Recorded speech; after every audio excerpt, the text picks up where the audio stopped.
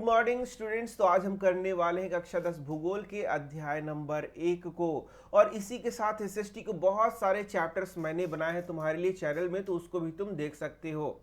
तो चैप्टर का क्या नाम है? संसाधन एवं विकास। इसी को हम लोग पढ़ने वाले हैं, इसको भी हम लोग नोट्स से पढ़ने वाले हैं। तो यदि तुमने अभी तक नोट्स तैयार नहीं किया है अपना, तो मेरे साथ तुम नोट्स बना सकते हो। और यदि तुम्हें इच्छा है कि नोट्स को तुम खरीद लो, तो डिस्क्रिप्शन में लिंक दिया गया है, उससे नोट्स खरीद सकते हो। क्लास 10 एसएसटी का पूरा नोट्स आ चुका है, तो इससे तुम्हें सुविधा होगी, इसी कारण से ये नोट्स तुम्हें दिया जा रहा है।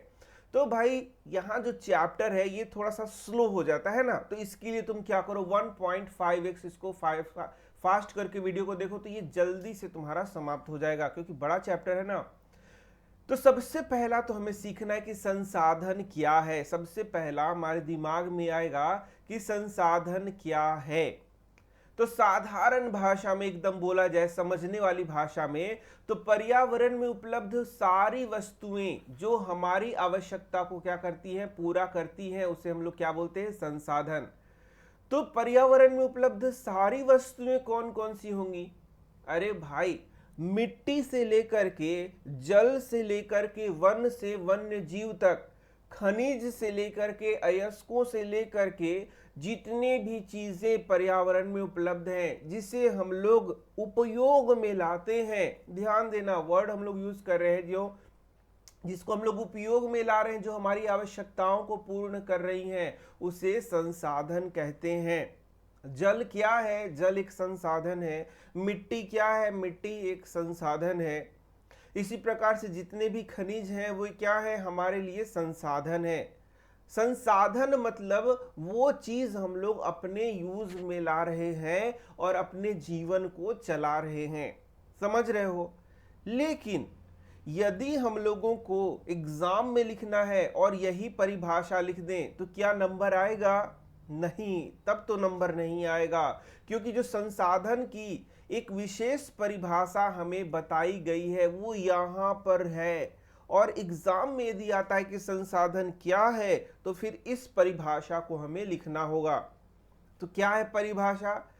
पर्यावरण में उपलब्ध प्रत्येक वस्तु जो हमारी आवश्यकताओं को पूरा कर सकती है, लेकिन इसके लिए 3 क्राइटेरिया, 3 चीजें हम लोग को यहां ध्यान देना। बोलता है जिनको बनाने के लिए हमारे पास प्रौद्योगिकी उपलब्ध हो, जो आर्थिक रूप से संभाव्य हो तथा सांस्कृतिक रूप से मान्य हो, उसे हम लोग संसाधन कहते हैं।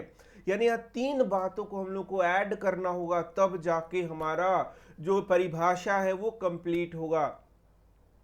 इसके कहने का क्या मतलब है? इसके कहने का मतलब है कि किसी भी वस्तु को या सारी वस्तुओं को संसाधन हम लोग नहीं मान सकते, ये कहना चाहता है। यानी कि किसी वस्तु को संसाधन यदि मानना है, पर्यावरण के किसी वस्तु को यदि हमें संसाधन बोलना कि भाई वो संसाधन है, वो संसाधन है, वो संसाधन है, तो उसको 3 यहाँ क्राइटेरिया को पूरा करना पड़ेगा, 3 शर्तों को पूरा करना पड़ेगा। क्या है वो शर्त? वही हमें याद कर लेना है, फिर हमारा परिभाषा यहाँ कंप्लीट हो जाता है। तो सबसे पहला है, इसको बनाने के लिए हमारे पास तकनीक उपलब्ध होना चाहिए। उदाहरण ले लो, मान लो कि एक बड़ा सा चट्टान है, इस चट्टान में बहुत ज्यादा लोहा पाया जाता है, लेकिन हमारे पास ऐसा तकनीकी है ही नहीं जिससे इस लोहा को हम लोग उपयोग में ला सके, इस लोहा को उस चट्टान से निकाल सके। तो वो क्या चट्टान हमारे किसी काम का है? आंसर है किसी काम का नहीं है। वो फिर मेरे लिए बेकार है, मेरे लिए वो संसाधन का रूप नहीं है। मेरे मतलब मैं पर्सनल नहीं कह रहा हूं, मनुष्यों की बात हो रही है कि यानी कि वो फिर हमारे लिए संसाधन नहीं है। एक उदाहरण देखो, यदि कोई टकला है, उसको ले जाके खूब सुंदर सुंदर तुम कंघी दे दो, लाख लाख रुपया का कंघी दे दो, तो बोलेगा कि यार ये कंघी मेरे लिए क्या यूज का है, या कितने भी महंगा हो जाए उससे मुझे क्या फर्क, मैं तो टकला हूं, बाल को कैसे झाड़ूंगा। वही यहां पर भी बोल रहा है कि एक चट्टान यदि उसमें बहुत सारा क्या है, लोहा भरा पड़ा है, लेकिन हमारे पास तकनीकी ही नहीं है कि उसको हम लोग उपयोग कर सके, तो वो मेरे लिए बेकार है। यानी पहला चीज हमें क्या चाहिए? प्रौद्योगिकी उपलब्ध होना चाहिए, फर्स्ट चीज है, तब जाकर के उसको हम लोग संसाधन मान सकते हैं।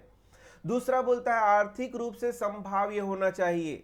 अब इसी चट्टान का बात कर लो या फिर एक दूसरे चट्टान की बात कर लेते हैं। देखो अब ये चट्टान है, अब इस चट्टान में 1 लाख रुपया हम लोग खर्च करेंगे तब जाकर के इससे हमें 1 केजी सोना प्राप्त, सोना नहीं, सोना तो बहुत है, 1 केजी लोहा प्राप्त हो रहा है। ध्यान से देखो, यानी एक ऐसा चट्टान है जिसमें लोहा है, लेकिन उस लोहा को निकालने के लिए हमें 1 लाख रुपया खर्चा करना पड़ रहा है सिर्फ 1 केजी लोहा के लिए।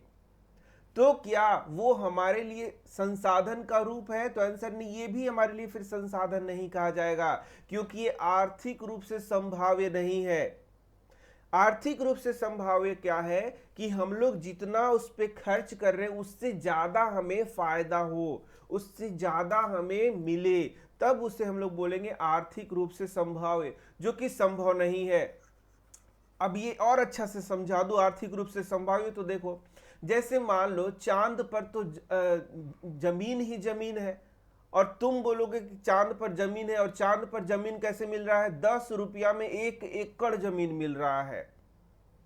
लेकिन भाई चांद तक तुम्हें जाना पड़ेगा और फिर वहां जमीन लेना पड़ेगा, तो 10 ही रुपया लगा क्या? कई करोड़ रुपया तुमको लग गए।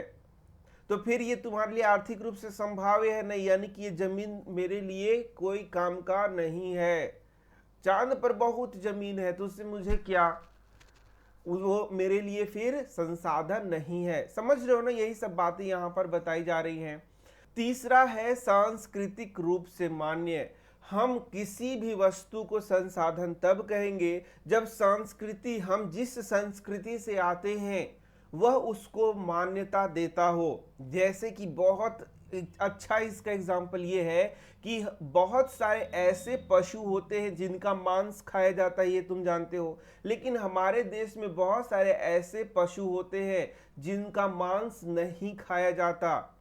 तो क्या मांस के लिए वे हमारे देश के लिए संसाधन कहे जाएंगे? तो आंसर है नहीं, क्योंकि सांस्कृतिक रूप से वो मान्य नहीं है। हमारे देश में सांस्कृतिक रूप से उसको बिल्कुल भी नहीं मान्यता दिया गया है कि उसके मांस को खाया जाए। इसका मतलब फिर वो हमारे लिए मांस के लिए संसाधन नहीं हुआ। समझ रहे हो? लेकिन यदि कोई वस्तु इन तीनों क्राइटेरिया को पूरा करता है तब उसे हम लोग संसाधन कहेंगे। तो तीनों पॉइंट्स को हमें क्या कर लेना है? याद कर लेना है। बहुत आसान है कि उसके लिए प्रौद्योगिकी यानी कि टेक्नोलॉजी, तकनीकी उपलब्ध होना चाहिए, वो आर्थिक रूप से संभाव्य होना चाहिए, सांस्कृतिक रूप से मान्य होना चाहिए, तब उसको हम लोग क्या बोलेंगे? संसाधन बोलेंगे। कोई दिक्कत है नहीं, ये बहुत बहुत साधारण सा चीज है। अब पर्यावरण में उपलब्ध पदार्थ को संसाधन कैसे बनाते हैं? पर्यावरण में तो बहुत सारे पदार्थ हैं, लेकिन वो हमारे लिए उपयोगी कब है? जब हम उसको उपयोग में लाएं, उस तरीके का उसका टेक्नोलॉजी होना चाहिए, उसके लिए संस्थान होने चाहिए। तो वही सब यहाँ बताया जा रहा है। बोलता है प्रकृति, प्रौद्योगिकी और संस्थानों के पारस्परिक क्रिया द्वारा हम जो पर्यावरण में पदार्थ हैं उसको उपयोग में लाते हैं। जैसे तुम देख सकते हो, ये मेरे पास पेन है या मेरे पास मोबाइल है, तो ये आखिर बना कैसे? तो ये बना है प्राकृतिक पदार्थों से। तो प्राकृतिक पदार्थों को यहाँ प्रकृति कहा जा रहा है। अब प्राकृतिक पदार्थों से सीधे नहीं बना, उसके लिए टेक्नोलॉजी आया, यानी कि दूसरा प्रौद्योगिकी। और प्रौद्योगिकी भी है, प्राकृतिक संसाधन भी है, सारे चीज है, लेकिन इसको डेवलप करने के लिए विभिन्न संस्थाएं हैं जो उस पर काम करेंगी। और इन तीनों के पारस्परिक क्रिया के द्वारा हम जो संसाधन है उससे नए नए चीजों को बना रहे हैं। जैसे अब ये पेन ही हो गया, इसको हम लोग बना पा रहे हैं। मानव क्या करता है? हाँ, इन सब के बीच में मानव भी है। भाई मानव तो मेन चीज हो गया, और मानव को भी हम लोग संसाधन के नाम से जानते हैं। बोलो मानव संसाधन क्यों है? क्योंकि मानव इसलिए संसाधन है क्योंकि वो अन्य प्रकार के चीजों को अपने उपयोग में लाने लायक बनाता है, इसलिए मानव भी एक संसाधन माना जाएगा। अब मानव को ही हटा दिया जाए तो बाकी इसका कोई अर्थ होता है क्या? नहीं अर्थ होता है। यही बात यहाँ पर बताया जा रहा है। तो मनुष्य क्या करता है? प्रौद्योगिकी का उपयोग करेगा, और प्रौद्योगिकी यानी टेक्नोलॉजी का उपयोग करेगा, और प्रकृति में जो विभिन्न पदार्थ है उसका यूज करेगा। किसके द्वारा? अपने टेक्नोलॉजी के द्वारा। और फिर संस्थानों की मदद से उसको विभिन्न प्रकार के चीज़ों में बदल देगा और फिर हम उसका यूज़ करेंगे। यही सब बताया जा रहा है यहाँ। तो यहाँ क्लियर देख सकते हो, ये है मनुष्य। ये मनुष्य प्रकृति के सामानों का, प्रकृति की चीज़ों का उपयोग कर रहा है, वस्तुओं का उपयोग कर रहा है। तो वस्तु को उपयोग करने के लिए बहुत सारा टेक्नोलॉजी, दिमाग एकदम लगाएगा, टेक्नोलॉजी का यूज करेगा और संस्थानों की मदद से फिर ये क्या करेगा, उसका उपयोग में लाएगा। अब संस्थान बहुत सारे हो सकते हैं, ओएनजीसी, एनटीपीसी, कोल इंडिया, टाटा, सब ये संस्था के ही उदाहरण हैं। मानव भी एक संसाधन है, जैसे तुम जानते हो मानव भी क्या है, एक संसाधन है। अब आता है हमारा सबसे पहला टॉपिक और ये संसाधनों का वर्गीकरण। अब ये जो बहुत प्रकार के हमारे संसाधन दिख रहे हैं अगल बगल, इसको कैसे हम लोग अलग अलग भागों में विभाजित करेंगे और उसको पढ़ेंगे। तो ये देखो, सबसे पहला बोलेगा उत्पत्ति के आधार पर संसाधन, दूसरा है समाप्यता के आधार पर संसाधन, तीसरा है स्वामित्व के आधार पर संसाधन और चौथा है तुम्हारा विकास के आधार पर संसाधन। ठीक है, तो ये 4 संसाधन हमें पढ़ने हैं।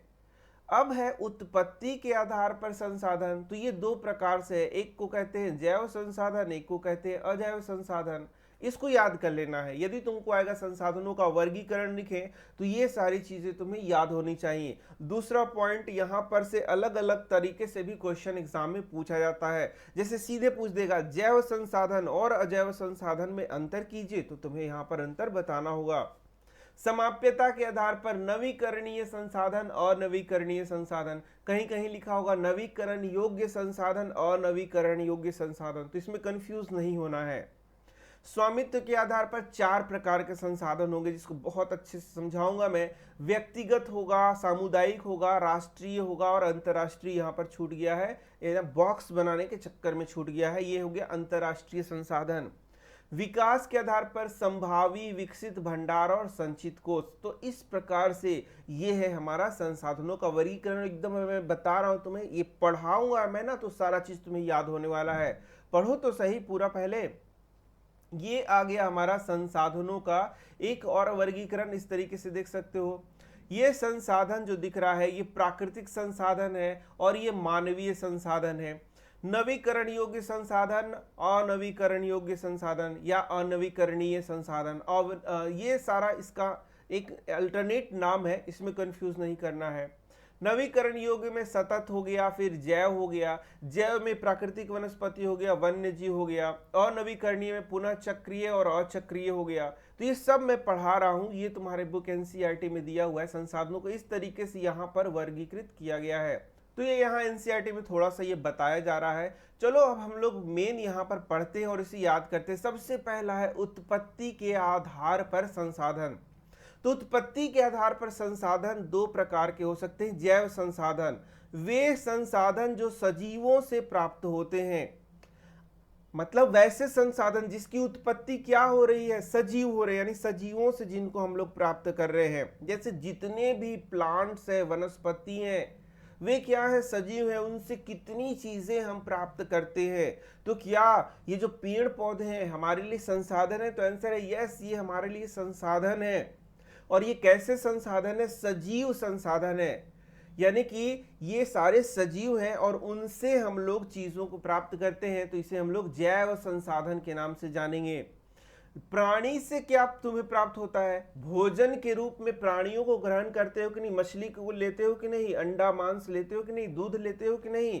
इसी तरीके से बहुत सारे अलग प्रोडक्ट्स, जैसे जो तुम्हारा चमड़ा हो गया, मधु हो गया, ये सब कैसे आ रहे हैं? प्राणियों से आ रहे हैं। और ये प्राणी से आ रहे हैं यानी जीवित वस्तु से हमें प्राप्त हो रहे हैं। इसका मतलब ये जैव संसाधन हो गया। मनुष्य भी क्या है? एक संसाधन है, तो ये भी जीवित है ना, तो ये जैव संसाधन हो गया।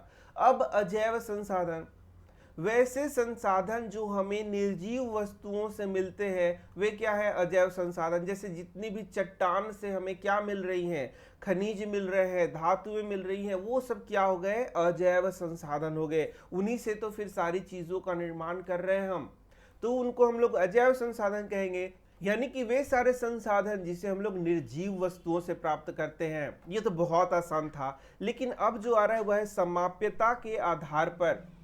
क्या ऐसे भी कुछ संसाधन है जिनका यूज करते जाओ तो एक दिन वो समाप्त हो जाएंगे?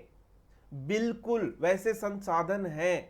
जैसे कि जो पेट्रोल है, जो डीजल है, उसको बहुत ज्यादा यूज करते जाएंगे तो वो एक दिन क्या हो जाएगा? समाप्त हो जाएगा। लेकिन कुछ ऐसे भी संसाधन है जिसको जितना मन है उतना यूज करो, जैसे ये हवा है हमारा, या फिर सूर्य की ऊर्जा है हमारी, सौर ऊर्जा। क्या ये समाप्त होगा? नहीं होगा। तो समाप्यता के आधार पर हमें यहाँ पर संसाधन को दो तरीकों से बांटा है। पहला है नवीकरण योग्य संसाधन या नवीकरणीय संसाधन, दूसरा है अनवीकरण योग्य संसाधन यानी अनवीकरणीय संसाधन। तो इसका परिभाषा कैसे लिखेंगे? तो नवीकरण योग्य संसाधन वैसे संसाधन होते हैं जो प्राकृतिक प्रक्रियाओं से नवीकृत होते रहते हैं या पुनः बनते रहते हैं। यानी ये वे संसाधन है जो पुनः बनते रहते हैं और समाप्त नहीं हो रहे हैं। तो नवीकरण योग्य संसाधन वे संसाधन होते हैं जो प्राकृतिक प्रक्रियाओं से नवीकृत होते रहते हैं या पुनः बनते रहते हैं। देखो एक खास अच्छे तरीके से यदि परिभाषा लिखोगे तो ज्यादा मार्क्स आएगा। ऐसे तो तुम कुछ भी लिख सकते हो, उससे कोई दिक्कत नहीं है। अब ये याद नहीं हो पा रहा है तुम्हें, तो ऐसे भी लिख सकते हो कि वैसे संसाधन जो समाप्त नहीं होते उन्हें हम लोग नवीकरण योग्य संसाधन कहते हैं, या जिनको नवीकरण किया जाता है, जिन्हें पुनः हम लोग प्राप्त कर सकते हैं, उन्हें नवीकरण योग्य संसाधन कहते हैं। लेकिन एकदम खासम खास बहुत बढ़िया से लिखना है तो इस तरीके से तुम लिख सकते हो कि जो प्राकृतिक प्रक्रियाओं से नवीकृत होते रहते हैं। अब ये प्राकृतिक प्रक्रिया तुमको एग्जाम में नहीं याद आ रहा है तो सीधे लिख दो कि नवीकरण योग्य संसाधन वे संसाधन होते हैं जो नवीकृत होते रहते हैं। बस इतना तो लिख सकते हो ना, या पुनः बनते रहते हैं या वापस से बनते रहते हैं। तो बस इतना भी लिख दोगे ना तो एकदम फुल मार्क्स आ जाएगा तुम्हारा। इन्हें पुनः पूर्ति योग्य संसाधन भी कहते हैं, जैसे कि पवन ऊर्जा है, सौर ऊर्जा है। ये सब कैसे संसाधन है? नवीकरण योग्य संसाधन है। इसी प्रकार से हमारा जो वन है वह भी क्या है? नवीकरण योग्य संसाधन है। क्योंकि हम लोग वन को यदि काटते हैं वापस से लगाते हैं तो वन वापस से हमें मिल जाएगा, इसलिए भी नवीकरण योग्य संसाधन हो जाएगा। अब बात करते हैं अनवीकरण योग्य संसाधन। तो इसका जस्ट उल्टा लिख देना है। वे संसाधन जो अपने आप नवीकृत नहीं होते तथा इन्हें पुनः निर्माण में लाखों वर्ष लग जाते हैं, जैसे कि जीवाश्म ईंधन हो गया, खनिज हो गया। अब खनिज को एक बार हम लोगों ने उपयोग में ले आया तो वो खनिज वहां से समाप्त हो जाएगा, वापस से वो खनिज बनता रहे ऐसी बात नहीं है। जीवाश्म ईंधन की बात भी ऐसे ही की जा रही है कि जीवाश्म ईंधन जैसे कोयला, पेट्रोलियम, इनको यदि उपयोग में ले आया जा रहा है तो जहां इसका भंडार है वो धीरे धीरे क्या हो जाएगा? समाप्त हो जाएगा, वो नवीकृत पुनः नहीं हो पाएगा। तुम बोलोगे यहां पर कि सर जीवाश्म ईंधन तो लगातार बन ही रहा है, लेकिन भाई उसको बनने में लाखों वर्ष लग जा रहा है, इसलिए इसे हम लोग अनवीकरणीय में ही डाल करके रखते हैं ताकि तुम इसको सोच समझ के संभाल के यूज कर सको। अब ये जो अनवीकरण योग्य संसाधन है ये भी दो प्रकार का होगा। पहले को बोलेंगे पुनः चक्रीय संसाधन और दूसरे को क्या बोलेंगे? अचक्रीय संसाधन। जैसे मान लो कि तुम्हारे पास लोहा है, तो यदि लोहा है तो लोहा का यदि हम लोगों ने उपयोग किया और उसमें जंग वगैरह नहीं लगा, एकदम इंटैक्ट लोहा है, तो क्या उसको पुनः दोबारा से उसका कुछ और बना करके यूज कर सकते हैं? तो आंसर है यस। तो इसका मतलब ये जो संसाधन हुआ जिसको हम लोग दोबारा से उपयोग ला सकते हैं वह क्या है? पुनः चक्रीय हो सकता है, जैसे कि धातुएं। लेकिन कुछ ऐसे संसाधन है कि एक बार यूज कर लिया तो स्वाहा, समाप्त हो जाएंगे। जैसे एक बार पेट्रोल तुमने यूज कर लिया तो उससे धुआं बना, बात खत्म। एक बार तुमने कोयला को यूज किया तो राख बना, बात खत्म, वहीं पर वो समाप्त हो जाता, उसको पुनः चक्रीय हम लोग पुनः यूज नहीं कर सकते। तो इस प्रकार से ये हो गया हमारा दो संसाधन यहां पर, पुनः चक्रीय और अचक्रीय, जो कि अनवीकरणीय संसाधन के क्या हैं? उदाहरण हैं।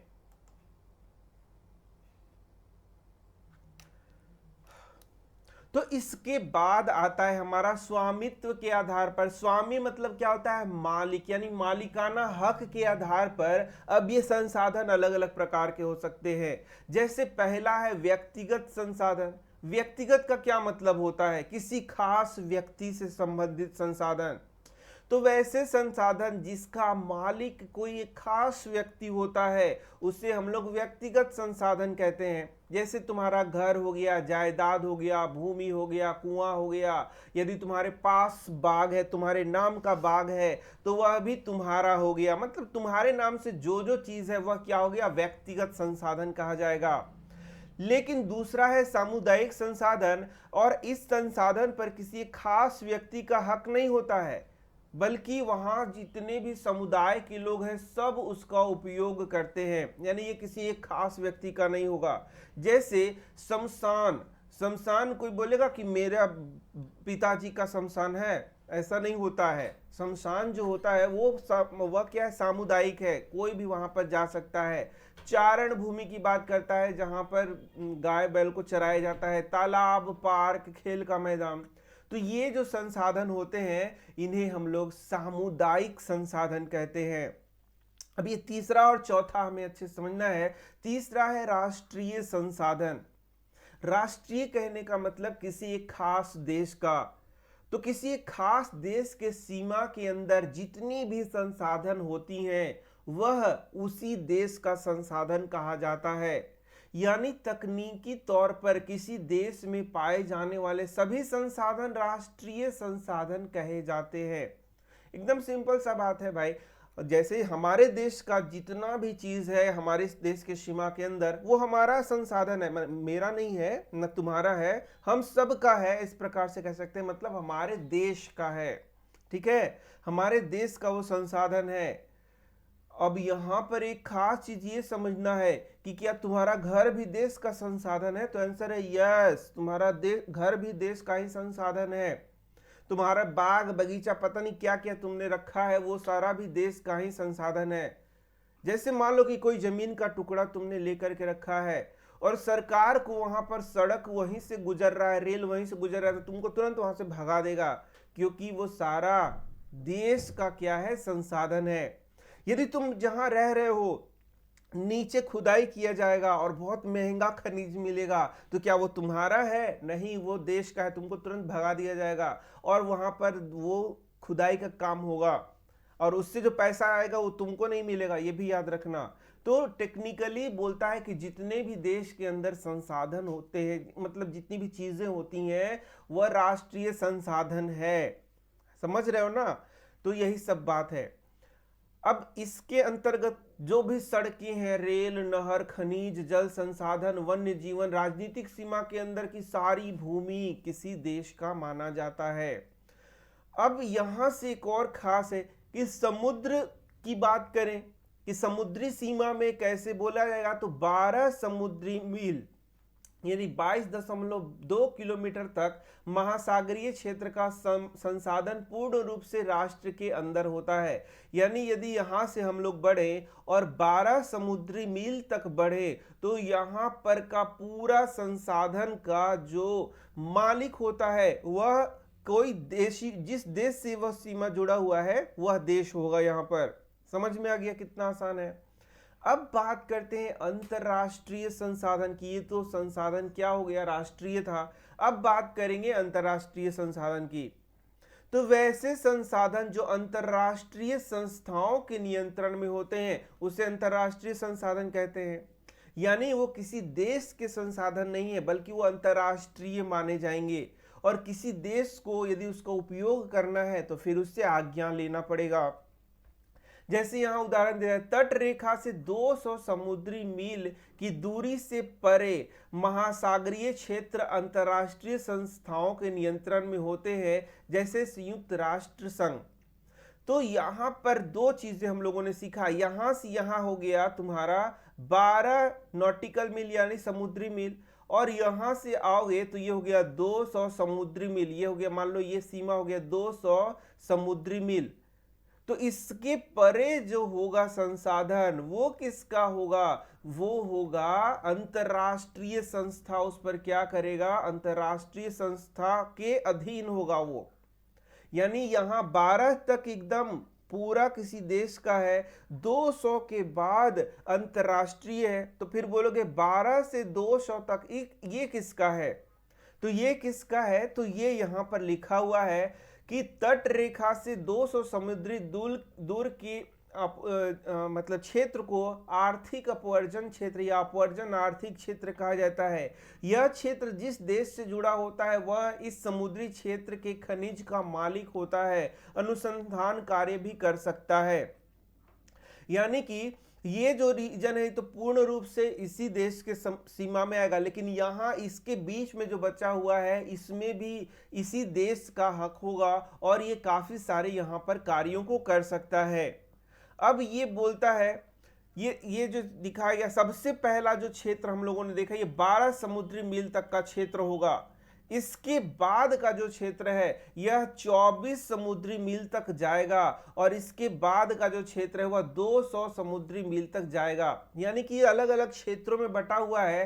तो ये तो हम लोगों ने देखा कि ये यहाँ पर बहुत सारे कार्यों को कर सकता है। इसके बाद वाला हम लोग को देखना है, तो यहाँ पर लिखा हुआ है इसमें सीमा शुल्क वसूली का अधिकार होगा, साफ सफाई का अधिकार होगा, वित्तीय अधिकार होगा। ये सब तुम्हारे बुक में नहीं लिखा हुआ है, ये एक छोटा सा मैं बताने का यहाँ कोशिश कर रहा हूँ।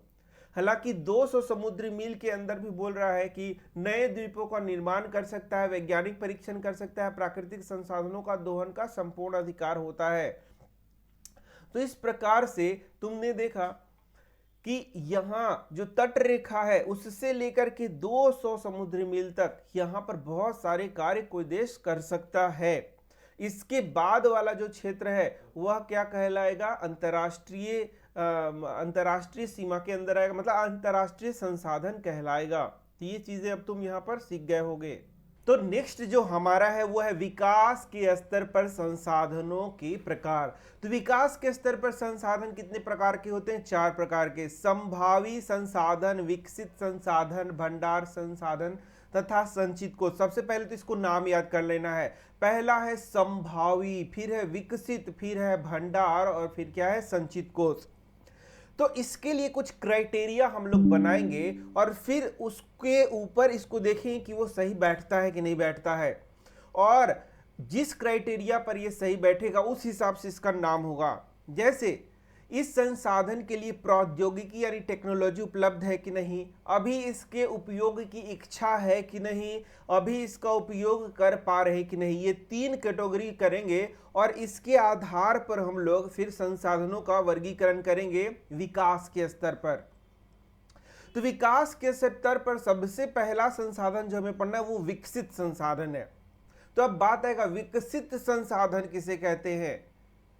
तो सिंपल सा है, वैसे संसाधन जिसके लिए टेक्नोलॉजी हमारे पास उपलब्ध है, यानी वे सारे संसाधन जिसको यूज करने के लिए हमारे पास तकनीकी मौजूद है, उसको उपयोग करने की हमें इच्छा भी है कि हम उसको उपयोग अभी तुरंत करें, और तीसरा उसका उपयोग अभी हम तुरंत कर भी रहे हैं, ये सारी बातें फुलफिल हो रही हैं, तब उसको हम लोग विकसित संसाधन कहेंगे। जैसे कि खनिज को यदि निकालना है तुम्हें तो उसके लिए टेक्नोलॉजी है यानी प्रौद्योगिकी है तुम्हारे पास, अभी इच्छा भी है कि भाई खनिज को हम लोग उपयोग करें और अभी हम लोग उसका उपयोग कर भी पा रहे हैं, तो उसे हम लोग विकसित संसाधन कहेंगे। बताओ एक याद हुआ या नहीं हुआ? पहले ये बता दो, याद हो गया?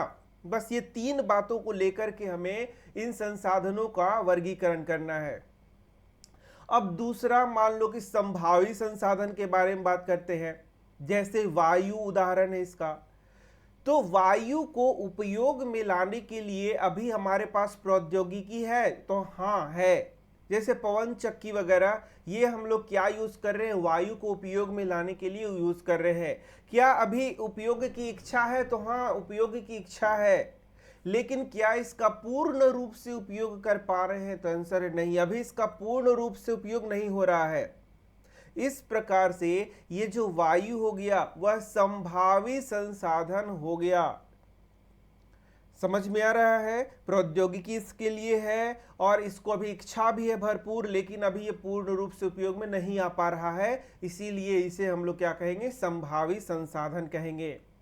अब बात करें यदि भंडार की, तो भंडार वैसे संसाधन है जिसके लिए कोई प्रौद्योगिकी अभी हमारे पास नहीं है।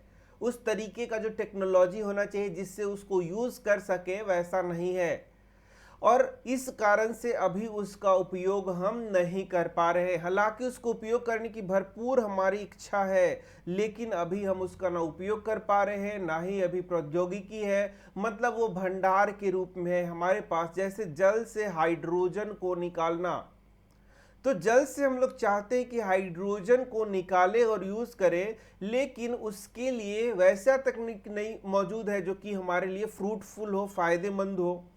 उपयोग अभी इसलिए उसका नहीं कर पा रहे हैं, और उपयोग की पूर्ण रूप से इच्छा तो है ही है। चौथा है तुम्हारा संचित कोष। तो संचित कोष क्या है, इसके लिए प्रौद्योगिकी हमारे पास है, टेक्नोलॉजी है, अभी इसको उपयोग हम नहीं करना चाहते हैं। इसको हम लोग भविष्य में उपयोग करने के लिए इसको हम लोगों ने सोच रखा है। जैसे वन है, जल है, ये सब ऐसे संसाधन है जिसे संचित कोष में रखा जाता है। मतलब प्रौद्योगिकी तो है, काफी प्रौद्योगिकी है जिससे कि हम लोग उसको यूज कर सके, लेकिन अभी इसको उपयोग करने की इच्छा नहीं। अभी उपयोग करने की इच्छा नहीं है, मतलब क्या हुआ कि इसको अभी हम लोग कुछ उपयोग कर भी रहे हैं और चाह रहे हैं कि ये भविष्य के लिए हमारा बचा करके इसको रखें, इसीलिए इसे संचित कह रहे हैं, संचित कोष कह रहे हैं। इस प्रकार से देखा तुमने, इन्हीं चीजों को ध्यान में रख के इसका हम लोग क्या कर सकते हैं, परिभाषा यहाँ पर कर सकते हैं। अब चारों का अलग अलग हम लोग क्या कर लेंगे, परिभाषा कर लेंगे, तो हमें बहुत आसानी से याद हो जाएगा। देखो सबसे पहला क्या हो गया, संभावी संसाधन। तो ये वैसे संसाधन है, वीडियो को 1.5x फास्ट करके देखो, वीडियो जल्दी समाप्त होगा। तो वैसे संसाधन जिनका उपयोग के लिए प्रौद्योगिकी यानी टेक्नोलॉजी मौजूद है, उपयोग की इच्छा भी है, और परंतु पूर्ण रूप से इसका उपयोग अभी हम लोग नहीं कर पा रहे हैं। जैसे पवन ऊर्जा है, सौर ऊर्जा है, इसके पार संभावना है, पर इसका पूर्ण रूप से उपयोग अभी हम लोग नहीं कर पा रहे हैं। हालांकि हमारे पास टेक्नोलॉजी भी है, इच्छा भी है, सब है। विकसित संसाधन में तीनों चीज है।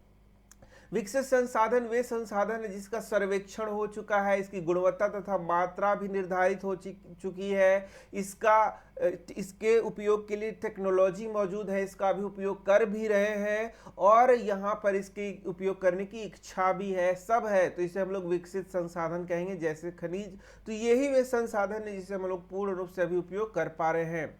भंडार वैसे संसाधन जिसको उपयोग में लाने के लिए अभी उन्नत प्रौद्योगिकी नहीं है, इच्छा तो है कि हम उसको यूज कर सके, लेकिन प्रौद्योगिकी नहीं है। तो जैसे जल से हाइड्रोजन का उपयोग करना।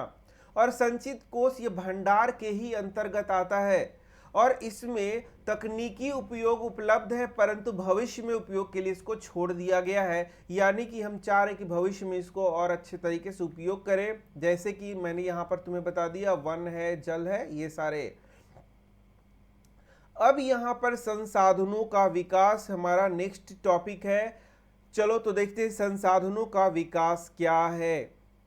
संसाधन हमारे लिए बहुत महत्वपूर्ण है, ये तो बात जानते हो भाई। संसाधन के बिना हम जीवित रह सकते हैं? नहीं। कोई भी काम हम कर सकते हैं? नहीं। जीवन के लिए ये संसाधन बहुत ही आवश्यक है, परंतु इसका अंधाधुंध प्रयोग यदि किया जाए तो समस्याएं बढ़ जाएंगी। अंधाधुंध प्रयोग का मतलब समझते हो? कोई एक व्यक्ति, उसके पास 50 से 60 गाड़ियां हैं, तो क्या वो संसाधन का सही प्रकार से उपयोग कर रहा है? नहीं कर रहा है। कोई एक व्यक्ति है, उसको रहने के लिए 20 तल्ला मकान है, उसका 20 फ्लोर्स का मकान है, सिर्फ एक व्यक्ति, मतलब एक फैमिली रह रहा है उसमें। क्या ये संसाधनों का सही उपयोग है? नहीं, अंधाधुंध प्रयोग है। हर एक रूम में एसी लगा हुआ है, एसी ऐसे ही चल रहा है हमेशा। यदि लाइट नहीं रह रहा तो जनरेटर चल रहा है, जनरेटर में अंधाधुंध जितना पेट्रोल डीजल चाहिए उतना यूज किया जा रहा है। अब ऐसा इसलिए वो व्यक्ति कर पा रहा है क्योंकि उसके पास बहुत पैसा है। तो भाई पैसा कहाँ खर्चा करेगा? तो पैसा खर्चा करने के लिए वो फिर संसाधनों का क्या करने लगता है? शोषण करने लगता है। उसके पास 1000 प्रकार के जूते हैं, 20,000 प्रकार के उसके पास कपड़े हैं। तो तुम्हें नहीं लगता कि यदि ये सारी चीजें हो रही हैं तो यहाँ पर एक ही व्यक्ति के ऊपर संसाधनों का बहुत ज्यादा वो यूज कर ले रहा है, यानी अंधाधुंध उसका प्रयोग कर रहा है। ऐसा सोच सकते हो, इसी को कहते हैं अंधाधुंध उपयोग, और कोई खास चीज नहीं होता है। यानी कि संसाधनों का यदि अंधाधुंध प्रयोग ऐसे ही किया जाए तो संसाधन क्या हो जाएंगे, कम हो जाएंगे। होंगे कि नहीं होंगे? बिल्कुल होंगे। संसाधनों का कम होना, समाज में अमीर गरीब में विभाजन हो जाना, जिससे संसाधनों को ज्यादा उपयोग किया वह अमीर बन गया और जिसने कम उपयोग किया वह धीरे धीरे गरीब होता जाएगा। पर्यावरण पर विपरीत प्रभाव पड़ना, जैसे भूमंडलीय तापन, ओजोन परत क्षय, पर्यावरण प्रदूषण, ये सारे प्रभाव। तो यदि इसका उपयोग अंधाधुंध किया जाए तो बहुत सारी समस्याएं पैदा हो सकती है। तो यहां से क्वेश्चन उठाकर पूछ सकता है कि यदि हम संसाधनों का अंधाधुंध प्रयोग करें तो क्या क्या समस्याएं उत्पन्न हो सकती है। तो संसाधन सबसे पहला तो वो कम हो जाएगा, होगा कि नहीं होगा, क्योंकि सीमित स्रोत है ना संसाधनों का। दूसरा कि समाज में अमीर गरीब का विभाजन बढ़ सकता है, पर्यावरण पर विपरीत प्रभाव पड़ सकता है। ये सब पॉइंट टू पॉइंट एकदम हम लिखेंगे, इसलिए मैं बता रहा हूं यदि नोट्स से हम लोग पढ़ रहे हैं तो एकदम बेस्ट पढ़ाई होती है, क्योंकि यहाँ सारे पॉइंट्स हम लिख सकते हैं। संसाधनों के उचित उपयोग के लिए सतत पोषणीय विकास, ये क्वेश्चन आया कि सतत पोषणीय विकास क्या होता है।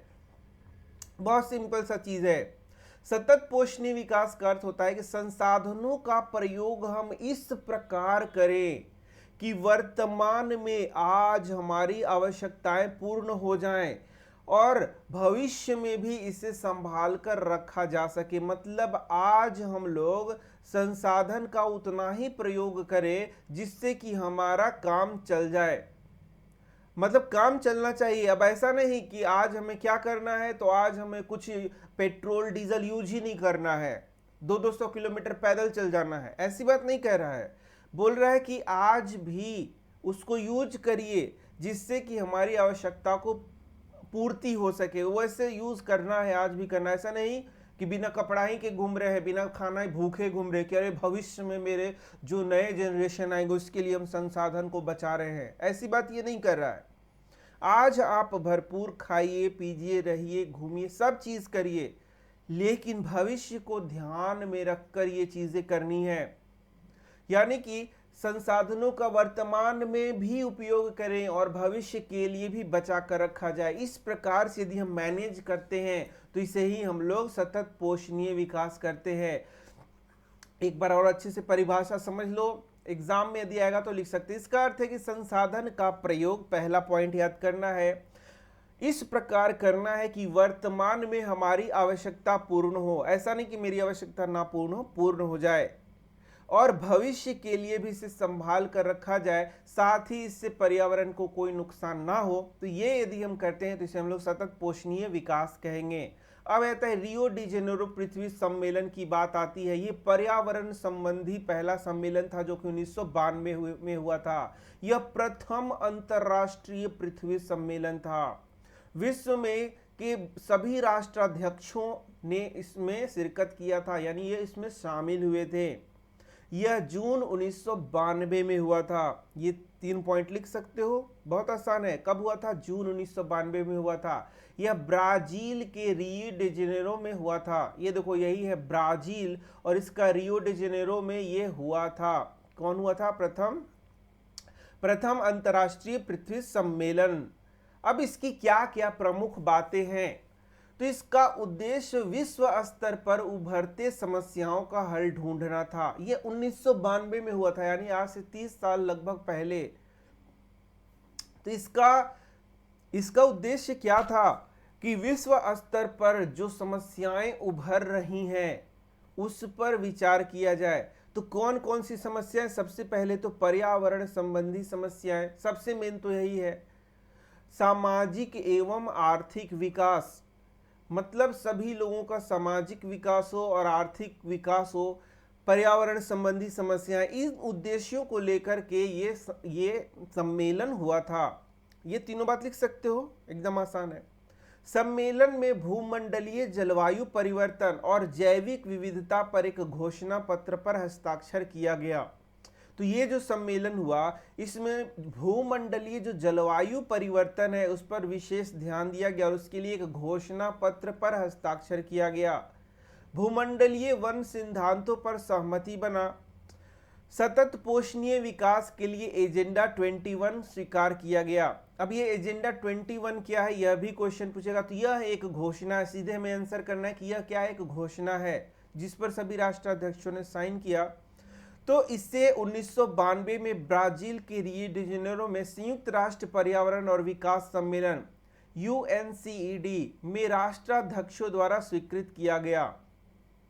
ये वाला तुम्हें याद करना है कि संयुक्त राष्ट्र पर्यावरण और विकास सम्मेलन में इसको क्या किया गया, स्वीकृत किया गया। इसका उद्देश्य क्या था? तो पर्यावरणीय क्षति, गरीबी और रोगों से निपटारा करना जिसमें विश्व सहयोग करेगा। यानी कि जो पर्यावरण संबंधी समस्याएं उत्पन्न हो रही हैं, जो किसी इलाके में गरीबी है, रोगों से निपटारा करना है, उसके लिए विश्व क्या करेगा, इसमें सहयोग करेगा। ये एजेंडा 21 का उद्देश्य था। एजेंडा 21 का मुख्य उद्देश्य यह है कि प्रत्येक स्थानीय निकाय अपना स्थानीय एजेंडा 21 स्वीकार करे, यानी अपना स्थानीय एजेंडा बनाए जिसमें काफी सारी चीजों को वर्णन किया जाए। तो ये सारी चीजें थी, ये छोटे छोटे पॉइंट्स के रूप में तुम्हारे बुक में दिया हुआ है, इसका पूरा विस्तृत हमें नहीं पढ़ना है। अब आ जाता है हमारा संसाधन नियोजन। नियोजन का क्या अर्थ है? प्लानिंग करना। भाई कोई भी चीज हम लोग जब करते हैं तो उसके लिए क्या करते हैं? सबसे पहले प्लानिंग करते हैं। प्लानिंग करने का क्या उद्देश्य होता है? प्लानिंग करने का उद्देश्य होता है कि कोई खास उद्देश्य को हम लोग प्राप्त कर पाते हैं। जैसे यदि तुम्हारा अभी एग्जाम चल रहा है, जैसे कि मान लो तुम्हारा फाइनल एग्जाम होने वाला है, जैसे कि मान लो तुम्हारा साल के अंत में क्या होगा, फाइनल एग्जाम होगा, या नेक्स्ट ईयर फर्स्ट। तो तुम अभी 10th में हो और 10th में तुम्हारा फाइनल एग्जाम होगा। तो फाइनल एग्जाम की तैयारी के लिए अभी से यदि तुम प्लानिंग करके चलो, नियोजन करके चलो सही तरीके से, कब पढ़ना है, कब याद करना है, कब लिखना है, कब नोट्स बनाना है, कब इंटरनेट से पढ़ना है, कब ट्यूशन जाना है, कब स्कूल जाना है, कितने घंटे डेली पढ़ना है, यदि ये सारा चीज तुम अभी प्लान करके रखोगे तो क्या होगा, तुम्हारा एग्जाम बेहतरीन जाने वाला है। फिर तो वही चीज प्लानिंग होता है। तो संसाधन नियोजन का मतलब है, अभी यहां पर बात होता है संसाधनों के बारे में हम लोग बात करने वाले, अपने बारे में नहीं। तो वर्तमान परिस्थिति को ध्यान में रखकर संसाधनों के लिए एक रूपरेखा तैयार करना या प्लानिंग करना ही संसाधन नियोजन कहलाता है। वर्तमान परिस्थिति को ध्यान में रख के कि किस प्रकार से संसाधनों का उपयोग किया जाए और उसको कौन सा उसके लिए रूपरेखा तैयार किया जाए। रूपरेखा तैयार करना भी मतलब प्लानिंग करना ही हुआ।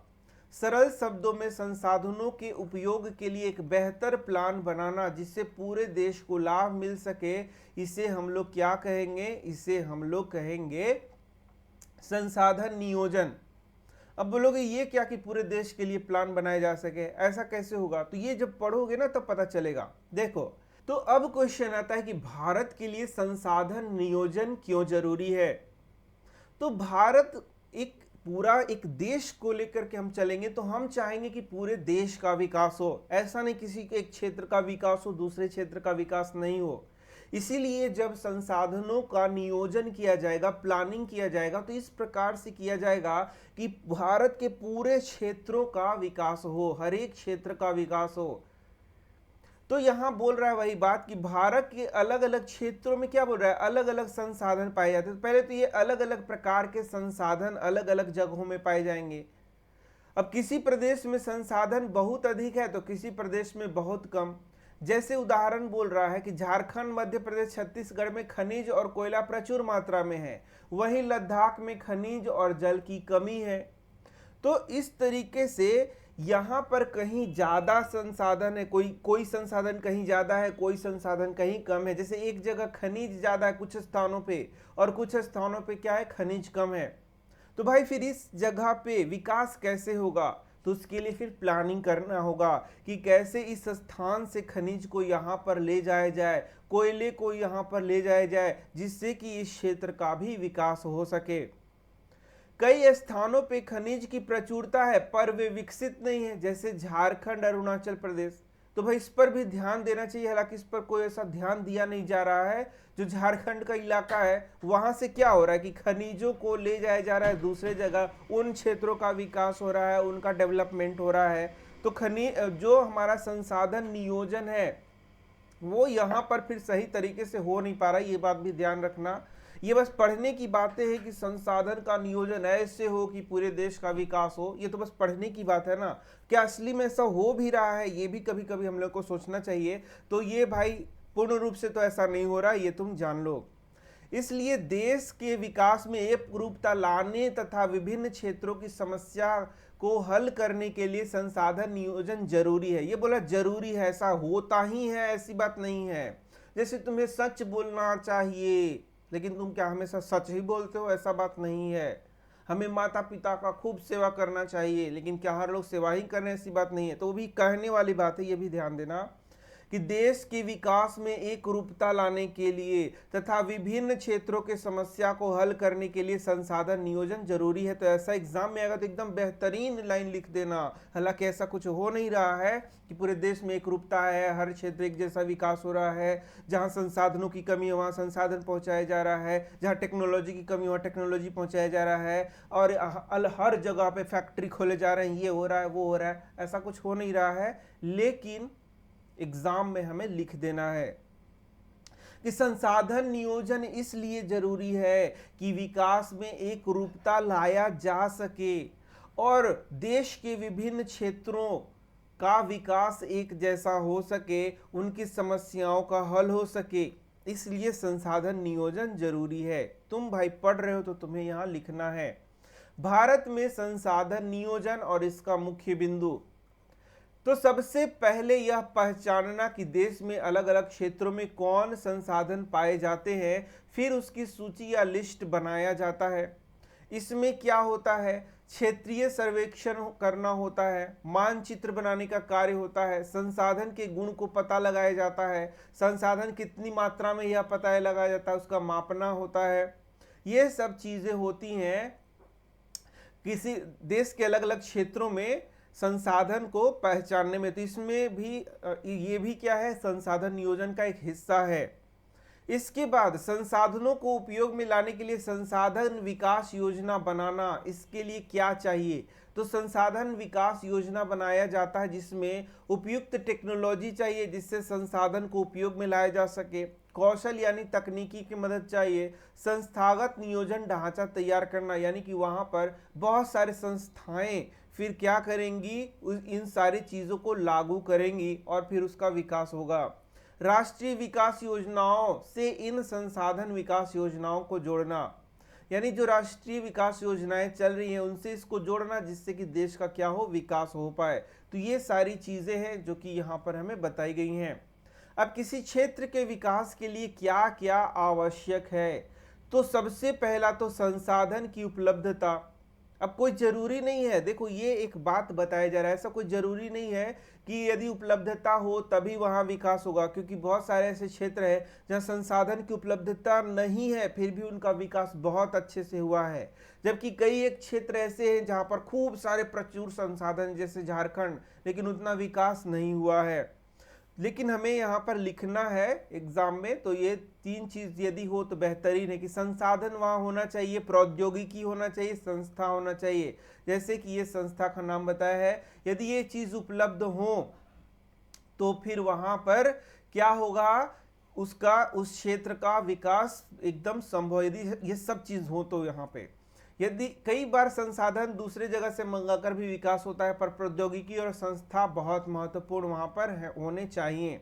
सरकार का रुख इसमें बहुत इंपॉर्टेंट रोल अदा करता है कि उसका रुख क्या है और उस हिसाब से उस क्षेत्र का विकास उस पर निर्भर करता है। नेक्स्ट टॉपिक है संसाधनों का संरक्षण। तो संसाधनों का अत्यधिक उपयोग किया जाए तो उससे विभिन्न प्रकार की समस्याएं उत्पन्न हो सकती है, जैसे पर्यावरण संबंधी समस्या, सामाजिक आर्थिक समस्या, ठीक है। तो ये सारी समस्याएं उत्पन्न हो सकती है। तो संसाधनों के संरक्षण हेतु कुछ उपायों को लिखें। यदि ऐसा प्रश्न आता है तो हम लोग लिख देंगे। तो ये खुद से भी बना करके लिख सकते हैं, ऐसा नहीं कि इसके लिए बहुत याद करना है, रटने की जरूरत है, ऐसा बात नहीं है। तो सबसे पहला है जितनी आवश्यकता हो उतना ही उपयोग करना चाहिए। लालच और स्वार्थ का त्याग करना चाहिए। सतत पोषणीय विकास के आधार पर हमें संसाधनों का उपयोग करना चाहिए। विश्व स्तर पर बार बार इससे हो रही समस्याओं को उठाना, विश्व संगठनों का इस पर निगरानी रखना। तो ये देखो, ये जो 2-3 पॉइंट है ये तुम याद कर सकते हो कि यदि हम लोग संसाधनों का संरक्षण करना चाहते हैं तो उसके लिए हमें सतत पोषणीय विकास पर ध्यान देना होगा। विश्व स्तर पर इससे जुड़ी समस्याओं को बार बार उठाना होगा। विश्व संगठनों का भी इस पर निगरानी रखना होगा। संसाधन संरक्षण के लिए उचित कानून बनाना होगा, और ये भी बहुत महत्वपूर्ण है। तो यदि ये चीजें की जाए तब संसाधनों का संरक्षण हो सकता है। अब हमें कुछ स्पेशल अलग अलग संसाधनों को पढ़ना है। जैसे पहले हम लोग को भू संसाधन पढ़ना है, फिर मृदा संसाधन पढ़ना है। तो भू संसाधन का मतलब क्या हो गया, भूमि से रिलेट करके बोल रहा है। तो भूमि एक बहुत ही महत्वपूर्ण संसाधन है। तुम जान रहे हो कि सारी चीज हमें कहाँ से प्राप्त हो रही है, भूमि से ही तो प्राप्त हो रही है। हर भूमि पर रहने तथा हमें भूमि पर रहने तथा क्रियाकलाप भूमि पर ही करते हैं। अरे भाई, हम रह कहाँ रहे हैं, भूमि पर रह रहे हैं, उसी पर सारी क्रियाकलाप कर रहे हैं। जो प्राकृतिक वनस्पति है वो कहाँ है, भूमि पर ही है। वन्य जीवन भूमि पर ही है। मानव जीवन जो जी रहा है, आर्थिक क्रियाएं कर रहा है, परिवहन कर रहा है, संचार, ये सारा कहाँ पर है, भूमि पर ही तो है। तो क्या भूमि संसाधन बहुत महत्वपूर्ण है? बिल्कुल भाई, बहुत महत्वपूर्ण है। तो भूमि एक संसाधन, इसलिए सोच समझकर इसका उपयोग करना होगा, ठीक है। चलो, भारत में भूमि संसाधन, इस पर क्या क्या बातें बताई गई है। तो बोलता है भारत में जो मैदानी क्षेत्र, अब ये एनसीईआरटी के द्वारा मैं बता रहा हूं, तो इसे याद करने का मन है तो कर लो, नहीं मन है तो मत करो। तो मैदानी क्षेत्र 43% है। इसमें कृषि और उद्योग के लिए उपयोगी है। पर्वत 30% है, इसमें नदियां निकलती है, पर्यटन के लिए अनुकूल है। अच्छा, ये मैदानी क्षेत्र में लोग निवास करते हैं, ये भी याद रखना, ठीक है। पठारी क्षेत्र है, ये 27% भाग है, इसमें खनिज, जीवाश्म ईंधन, वन आदि पाए जाते हैं। तो यहाँ पर देख सकते हो ये 43% मैदानी इलाका हो गया, पर्वतीय इलाका हो गया, और ये पठारी इलाका हो गया। अब आते हैं भू उपयोग। तो भू संसाधनों का उपयोग निम्नलिखित उद्देश्यों के लिए किया जाता है। सबसे पहला है तुम्हारा वन, तो वन तो समझ रहे हो। दूसरा है कृषि के लिए अनुपलब्ध भूमि। अब कृषि के लिए अनुपलब्ध भूमि क्या है, तो वैसी भूमि जिस पर कृषि नहीं की जा सकती, उसी के लिए बोल रहे हैं कृषि के लिए अनुपलब्ध भूमि। जैसे सबसे पहला भूमि कैसा हो गया, बंजर भूमि।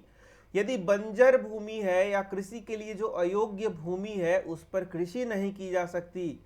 दूसरा है वैसा जगह जहां कृषि के अलावा दूसरा काम किया जा रहा है, जिसे हम लोग गैर कृषि प्रयोजनों में लगाई गई भूमि कहेंगे, तो वहां भी खेती नहीं कर सकते हैं। जैसे इमारत हो गया, सड़क, उद्योग इत्यादि, क्या यहाँ पर कृषि की जा सकती है? नहीं। तो कृषि कहाँ कहाँ नहीं की जा सकती है, बंजर भूमि में, कृषि अयोग्य भूमि में, जहां पर इमारत, सड़क, उद्योग इत्यादि हो वहां भी कृषि नहीं की जा सकती है।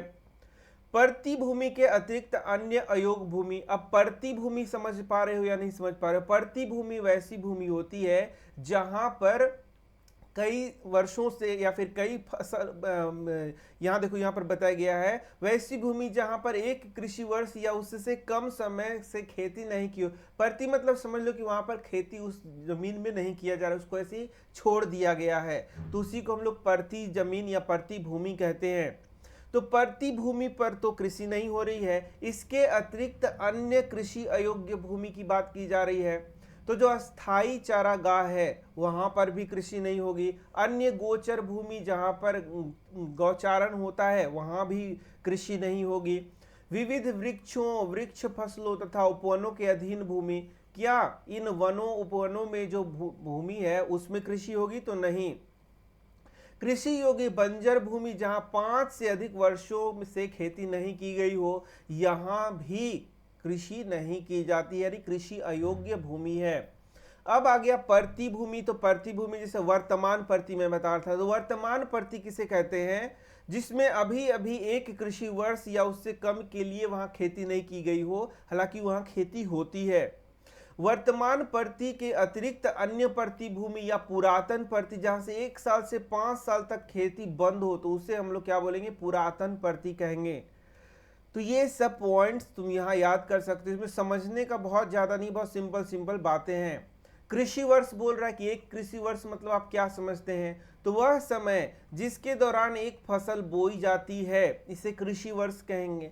भारत में कृषि वर्ष जुलाई से जून तक होगा, जुलाई से जून तक ये कृषि वर्ष कहा जाएगा। अब बात आती है कि शुद्ध या निवल बोया गया क्षेत्र किसे कहते हैं? तो वह भूमि जिस पर फसलें उगाई व काटी जाती हैं, वह शुद्ध निवल बोया गया क्षेत्र कहलाता है। तो डायरेक्ट क्वेश्चन हो गया, इसका डायरेक्ट आंसर हो गया कि शुद्ध निवल बोया गया क्षेत्र क्या है? जहां पर फसलों को उगाया जाता है, खेती की जाती है, उसको काटा जाता है, उसे हम लोग शुद्ध निवल बोया गया क्षेत्र कहेंगे। एक कृषि वर्ष में एक बार से अधिक बोए गए क्षेत्र को शुद्ध निवल बोए गए क्षेत्र में जोड़ दिया जाए तो वह सकल कृषि क्षेत्र कहलाएगा। यानी एक वर्ष में यदि एक से अधिक फसलें वहां पर बोई जा रही हैं और उसको यहाँ पर इस शुद्ध निवल बोया गया क्षेत्र से जोड़ दिया जाए तो पूरे को मिला करके हम लोग सकल कृषि क्षेत्र कहेंगे। तो भाई ये सब क्वेश्चन तो बहुत टफ है, ये सब एग्जाम में पूछता नहीं है, इसीलिए इसको बस समझ लो। तो सकल कृषि क्षेत्र हम लोगों ने क्या कहा कि किसी विशेष वर्ष में एक बार अथवा एक से अधिक बार बोया गया कुल क्षेत्र को सकल कृषि क्षेत्र कहेंगे। यानी एक कृषि वर्ष में मान लो एक खेती हो रही है हमारी, लेकिन एक से ज्यादा भी कृषि होगी तो उन सब को यदि जोड़ देंगे तो हमारा सकल कृषि क्षेत्र कहलाएगा। अर्थात कुल बोया गया क्षेत्र जिसके अंतर्गत किसी खास वर्ष में सिर्फ एक बार बोया गया है उसको लेंगे, एक बार लेंगे मतलब, और साथ ही यदि दोबारा बोया गया है, यदि फसल 2 या 2 से अधिक बार बोया गया है तो उस क्षेत्र को 2 बार या 2 बार से अधिक गिन दिया जाएगा उसी में, है ना। तो जो क्षेत्र है उसको एक बार गिन लिया और फिर से उसी में किया तो उसको दोबारा से हम लोग गिन लेंगे और उसको फिर सकल क्या बोलेंगे? सकल कृषि क्षेत्र का नाम देंगे।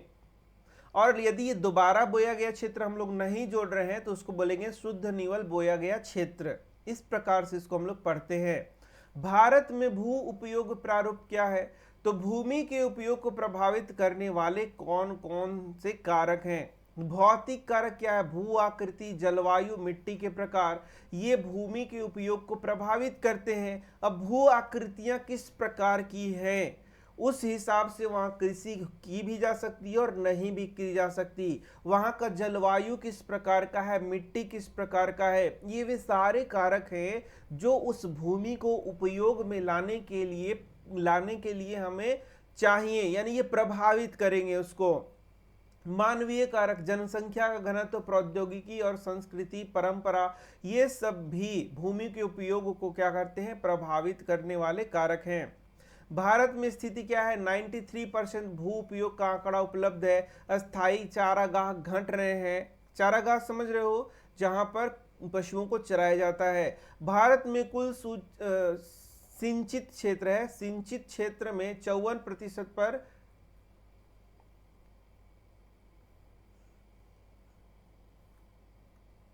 अब बोल रहा है भारत का जो कुल क्षेत्र उस पर 54% पर खेती हो रही है। पंजाब हरियाणा में 80% भूमि पर खेती होती है। अरुणाचल प्रदेश, मिजोरम, मणिपुर में 10% से भी कम क्षेत्र पर कृषि होती है। अब राष्ट्रीय वन नीति के बारे में बोल रहा है। राष्ट्रीय वन नीति के अनुसार कितने प्रतिशत क्षेत्र पर यह जो है वन होना चाहिए? तो इसका उत्तर है 33% भाग पर वन होना चाहिए, वन होना चाहिए, ऐसा क्वेश्चन है। ठीक है। बंजर भूमि में क्या आता है? तो इसमें पहाड़ी चट्टानें, सूखी भूमि, मरुस्थल आते हैं जिसे बंजर हम लोग कहते हैं। गैर कृषि प्रयोजन भूमि में क्या आता है, जहां पर कृषि नहीं की जा रही, यानी जहां पर घर बने हुए हैं, उद्योग लगे हुए हैं, सड़क है, रेलवे है, इस पर कृषि नहीं हो रहा, इसलिए इसे गैर प्रयोजन भूमि कहेंगे, गैर कृषि प्रयोजन भूमि हम लोग कहेंगे। तो अब हम देख सकते हैं भूमि निम्नीकरण और संरक्षण के उपाय। तो सबसे पहले तो तुम्हें समझना है कि भूमि निम्नीकरण क्या होता है। अब भूमि निम्नीकरण का मतलब होता है लैंड डिग्रेडेशन। इसका मतलब होता है कि भूमि का खराब हो जाना, मतलब भूमि जिस प्रकार से नॉर्मली उपयोगी होता है उस प्रकार से उपयोगी ना होना, या तो भूमि में ऐसा परिवर्तन आएगा जिससे कि वहां खेती नहीं की जा सकती, या फिर अन्य उपयोगों के लिए भी वह क्या हो जाएगा, यूजफुल नहीं रह जाएगा। इसे ही हम लोग क्या कहेंगे, भूमि का निम्नीकरण, मतलब उसके क्वालिटी का खराब हो जाना। सीधे शब्दों में समझो, भूमि के क्वालिटी का खराब हो जाना, जमीन के क्वालिटी का खराब हो जाना क्या होता है, भूमि निम्नीकरण होता है। अब तुमसे प्रश्न यदि पूछेगा कि भूमि निम्नीकरण के क्या क्या कारण हैं, तो कई कारण हम लोग लिख सकते हैं। मानव क्रियाएं जैसे वन का काटना, अति पशुचारण, खनन, ये प्रमुख कारण हो सकते हैं। वन का काटना, जहां पर वन होता है वहां पर ह्यूमस की मात्रा ज्यादा होती है और यह मिट्टी को और अच्छा उपजाऊ करने में मदद करता है। लेकिन यदि वन कटते चला जाएगा तो जो वहां का भूमि होगा उसका क्वालिटी धीरे धीरे खराब होता चला जाएगा। अति पशुचारण भी ऐसा ही है, यदि अति पशुचारण करेंगे तो ये जो भूमि का ऊपरी सतह है, जिसे हम लोग क्या बोलेंगे, घास है या छोटे छोटे पेड़ पौधे, वो यदि समाप्त हो जाएंगे तो ये जो जमीन है वह क्या हो जाएगा, बैरन हो जाएगा। मतलब कि यहाँ यहाँ से ये सारी चीजें हट सकती हैं, जिससे क्या होगा कि फिर अच्छी क्वालिटी का मिट्टी यहाँ से हटता चला जाएगा और फिर ये यहाँ भूमि का क्वालिटी क्या हो जाएगा, खराब हो जाएगा। इसी प्रकार से खनन भी भूमि का क्वालिटी को क्या करता है, खराब करता है। जैसे खनन के बाद खादान को, जिसमें गहरा खाई या मलबा होता है, उसे खुला छोड़ दिया जाता है। इससे भूमि का जो क्वालिटी है, भूमि निम्नीकरण की समस्या बढ़ती है। जैसे झारखंड, छत्तीसगढ़, मध्य प्रदेश में ऐसे इलाके देखे जाते हैं। अति पशुचारण ने गुजरात, मध्य प्रदेश, राजस्थान आदि के भूमि को निम्नीकृत कर दिया है, यानी उसके क्वालिटी को खराब किया है। विभिन्न उद्योगों में चूना, पत्थर एवं चूना का उपयोग के बाद भूमि पर फैलाव भूमि को अनुपयुक्त कर देता है। देखो ये जो अनुपयुक्त वर्ड है यही निम्नीकरण का प्रमुख वर्ड है, कि भूमि का निम्नीकरण मतलब वो अनुपयुक्त हो जाएगा। ठीक है। अपशिष्ट औद्योगिक जल से भूमि और जल प्रदूषण होता है, जिससे भी भूमि निम्नीकरण देखा जाता है। अब भू संरक्षण के उपाय क्या क्या हैं? तो भू संरक्षण का उपाय है वन लगाकर, चारागाह को बढ़ाकर जिससे अतिचारण को रोका जा सके, पशुचारण को रोककर, रेतीले टीलों पर कांटेधारी झाड़ी लगाकर, बंजर भूमि को खेती लायक बनाकर, खनन को नियंत्रण करके। तो ये सारे कुछ कारण मतलब निदान है जिसको करके हम लोग भू संरक्षण को कर सकते हैं, मतलब उसके निम्नीकरण को रोक सकते हैं। औद्योगिक जल को साफ करने के बाद बहाकर, तो बहुत सारी ये चीजें हैं, तुम खुद से भी कुछ चीजों को लिख सकते हो। तो अब आ जाता है हमारा नेक्स्ट टॉपिक और ये है मृदा संसाधन। अभी हम लोगों ने भू संसाधन पढ़ा था, उसके बाद गया था मृदा। तो मृदा से रिलेटेड बहुत सारे क्वेश्चन आते हैं, इसलिए बहुत अच्छे से तुम्हें इसको याद करना होगा। मृदा कैसा संसाधन है? तो ये नवीकरण योग्य संसाधन है, यानी नवीकरणीय संसाधन है। हालांकि इसको बनने में लाखों वर्ष लग जाते हैं, ये भी ध्यान देना है, लेकिन यह कैसा संसाधन है? नवीकरण योग्य संसाधन है। इसको बनने में लाखों वर्ष लग जाते हैं। मृदा के बनने को प्रभावित करने वाले कारक, तो सबसे पहले तो ये समझना है कि मृदा कैसे बनती है। तो मृदा बनने की प्रक्रिया दो प्रकार से पूर्ण होती है। सबसे पहले जो चट्टान है वो बहुत सारे कारकों के द्वारा छोटे छोटे टुकड़ों में टूट जाते हैं या महीन चूर्ण में टूट जाते हैं, और जब इसी में ह्यूमस मिलता है तो फिर मिट्टी का निर्माण होता है, मृदा का निर्माण होता है। मृदा को हम लोग मिट्टी के नाम से जानते हैं, ये तो तुम जानते ही होगे। तो अब ये ह्यूमस क्या होता है? तो जो पेड़ पौधे होते हैं या जीव जंतु होते हैं उसके जो सड़े गले अवशेष होते हैं वो ह्यूमस बनाते हैं, और यही ह्यूमस मिट्टी के क्वालिटी को क्या करता है? बेहतर करता है।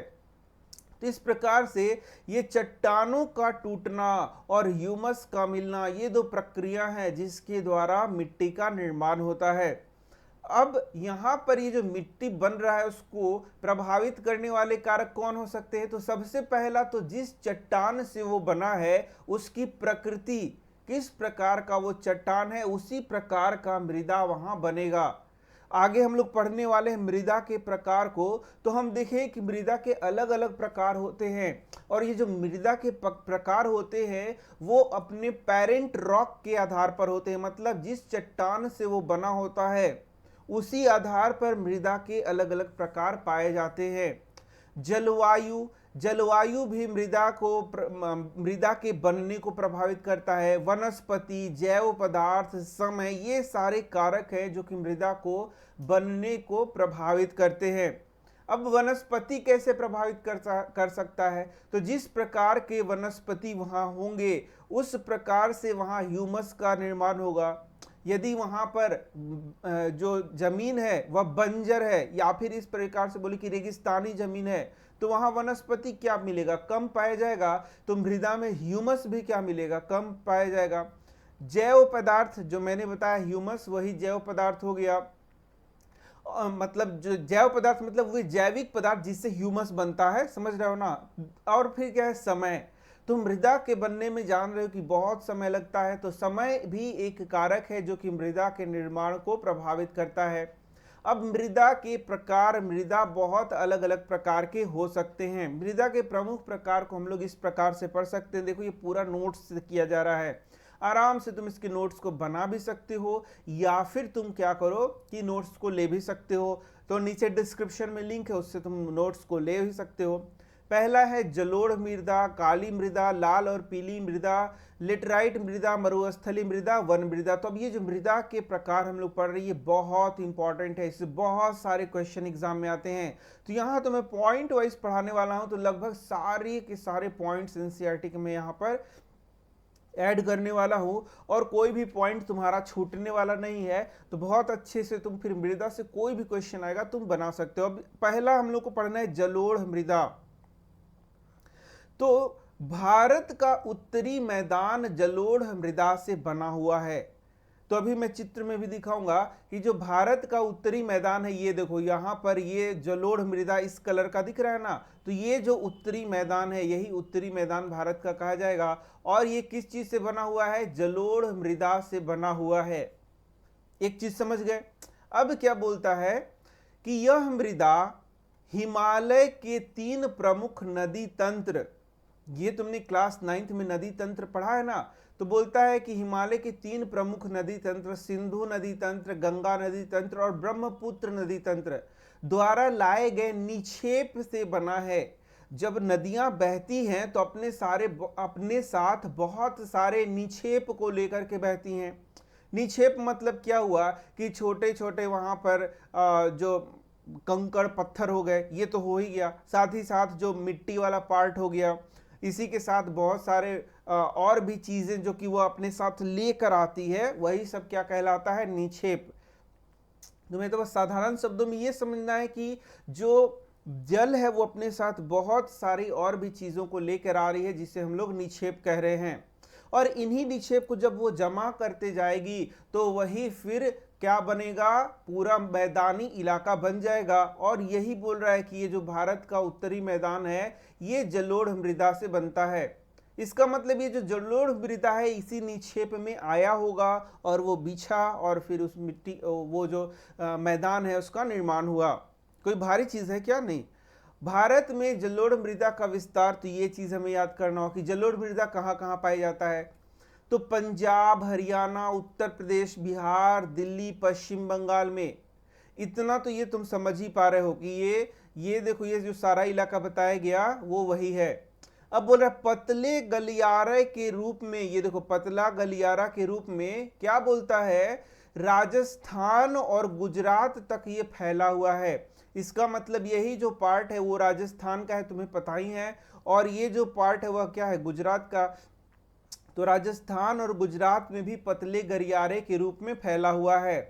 हालांकि तुम देख सकते हो यहाँ भी पूर्वोत्तर राज्यों में भी कुछ पाया जा रहा है। फिर नीचे देखोगे इस इलाके में भी जो उड़ीसा का क्षेत्र है, फिर नीचे दक्षिण भारत में भी इस क्षेत्र में भी ये जलोढ़ मिट्टी पाया जाता है। दक्षिण भारत के पूर्वी तट में भी यह पाया जाता है। तो तुम्हें याद भी होगा ये सारा क्या है, पूर्वी तट है और ये पश्चिमी तट है। तो दक्षिण भारत का जो पूर्वी तट है इसमें भी यही ना पूर्वी तट है, तो इसमें भी क्या है, ये देखो यहाँ पर ये सब क्या है, जलोढ़ मृदा यहाँ पर पाया जाएगा। तो ये इलाके जिसमें जलोढ़ मृदा पाए जाते हैं उसे तुम्हें याद भी रखना है। अब आगे यदि बढ़ते हैं तो बोलता है यहाँ पर यह महानदी गोदावरी, कृष्णा एवं कावेरी नदियों द्वारा नदी के डेल्टा में फैला हुआ है। तो तुम जानते हो महानदी गोदावरी, कृष्णा, कावेरी ये सब दक्षिण भारत की नदियां हैं। तो यहाँ तक ये फैला हुआ है। कोई समस्या है? नहीं समस्या होना चाहिए, कितना आसान है ये। तो इसके बाद यदि तुम यहाँ पर मैप को देखोगे तो काफी सारे और भी मिट्टी के बारे में बताया, जैसे काली मिट्टी का, ये देखो ये सारा जो क्षेत्र है वह किसका है, काली मिट्टी का है। लेटराइट मृदा बोल रहा है, ये देखो ये सब जो क्षेत्र है वह लेटराइट मृदा का है। जलोढ़ तो तुमने देख ही लिया। शुष्क यहाँ पर देख सकते हो ये शुष्क क्षेत्र है, इसमें ये मृदा पाई जाती है। लाल और पीली मिट्टी देख रहे हो, ये सारा जो फैला हुआ क्षेत्र है, ये देखो पूर्वोत्तर के राज्य हैं, तो यहाँ पर ये लाल और पीली मिट्टी पाई जाती है। इसको 2-3 बार तुम अच्छे से कर लोगे तो ये तुम्हें हमेशा के लिए याद हो जाएगा। अब जलोढ़ मृदा के बारे में बस इतना ही नहीं, और भी काफी चीजें हमें पढ़नी है। ये देखो, तो जलोढ़ मृदा की प्रकृति हम लोग पढ़ेंगे। तो ये जो जलोढ़ मृदा है वह रेत, सिल्ट और मृत्तिका के विभिन्न अनुपात पाए जाते हैं। तो देखो यहाँ भूगोल के अब भूगोल की भाषा में, ज्योग्राफी की भाषा में हम कहेंगे कि नदियां अपने जो द्वारा जो निक्षेप ला रही हैं, तो उस निक्षेप में ये सब नाम लिख सकते हो। क्या नाम लिख सकते हैं कि रेत लेकर के आती हैं, सिल्ट लेकर के आती हैं, मृत्तिका लेकर के आती हैं और फिर वो बिछा देती हैं, और उसी से किस चीज का निर्माण होता है, जलोढ़ मृदा का निर्माण होता है, या फिर ये मैदानी क्षेत्र जलोढ़ मृदा से बना हुआ है। तो जलोढ़ मृदा में क्या क्या हो गया, रेत हो गया। रेत तुम जानते हो तुम्हारे अगल बगल बालू भी कहा जाता है। सिल्ट क्या है और मृत्तिका क्या है? तो सिल्ट क्या है, तो रेत से भी ये महीन कण होता है, इसको हम लोग सिल्ट कहते हैं। देखो यही सब टर्म्स तुम्हें टफ लगते हैं, नहीं तो इसमें है क्या, कुछ खास चीज है? कुछ भी नहीं है, सिंपल सिंपल तो चीज लिखा हुआ है। रेत तुम जानते ही हो, और रेत से भी महीन कण है वह सिल्ट है, और इस और भी बहुत ज्यादा महीन कण है तो उसे मृत्तिका के नाम से जानेंगे। तो चित्र में देख सकते हो ये सिल्ट को दिखाया गया, यहाँ देखो यही है सिल्ट। अब मृत्तिका क्या है, तो ये भी मिट्टी में पाए जाने वाले कण है, परंतु बहुत महीन कण है, यानी 2 माइक्रोन से भी कम होता है, तो ये मृत्तिका है। 3 नाम याद कर सकते हो, क्या क्या नाम है, ये है रेत, सिल्ट, मृत्तिका। रेत, सिल्ट, मृत्तिका, यही सब छोटे छोटे टर्म्स यदि एग्जाम में लिख दो तो तुम्हारे नंबर एकदम बहुत ज्यादा आएंगे। क्या बोलता है आगे, नदी के मुहाने पर जलोढ़ मृदा के कण महीन होते हैं। मुहाने के ऊपर घाटी की ओर कणों का आकार बढ़ता है। यदि नदी का मुहाना है तो यहाँ पर छोटे छोटे महीन कण होंगे, लेकिन ऊपर की ओर बढ़ा जाए तो ये कणों का आकार बढ़ रहा है। इसको याद करना है, नहीं इस पॉइंट को मत याद करो, कोई दिक्कत नहीं है। अब बोल रहा है कि पर्वतों की तलहटी पर बने मैदान को क्या कहते हैं। अब यदि यहाँ पर पर्वत है, इसके तलहटी पर यदि मैदान का निर्माण हो रहा है तो इसे हम क्या कहेंगे, तो इसे हम लोग चों क्षेत्र या फिर तराई के नाम से जानते हैं। ये सब हमें याद कर लेना है। अब जलोढ़ मृदा के कभी कभी प्रकार भी तुमसे पूछ सकता है। तो आयु के आधार पर जलोढ़ मृदा के कितने प्रकार होते हैं, 2 प्रकार से, दो प्रकार होते हैं। आयु के आधार पर जलोढ़ मृदा 2 प्रकार की होती है, और इसके बीच का अंतर हम देख सकते हैं। पहले को बोलते हैं बांगर और दूसरे को क्या बोलते हैं, खादर। बहुत साधारण सा है। देखो जो पुराना जलोढ़ है उसे हम लोग बांगर कहते हैं, और जो नया जलोढ़ है उसे हम लोग खादर कहते हैं। बांगर, खादर। बांगर है पुराना और खादर क्या है, नया। इसमें कंकर नामक ग्रंथि की मात्रा ज्यादा होती है। कंकर तुमने देखा भी होगा, तो वही कंकर की बात कर रहा है। ये देखो यहाँ पर, यहाँ दिखाया भी है, ये देखो ये जो कंकर छोटे छोटे होते हैं ना, ये बांगर में क्या होते हैं तुम्हारा, कम होते हैं, और बांगर में ज्यादा होते हैं, और खादर में क्या होते हैं, कम होते हैं। तो ये खादर में ये कंकर की मात्रा क्या होती है, कम होती है।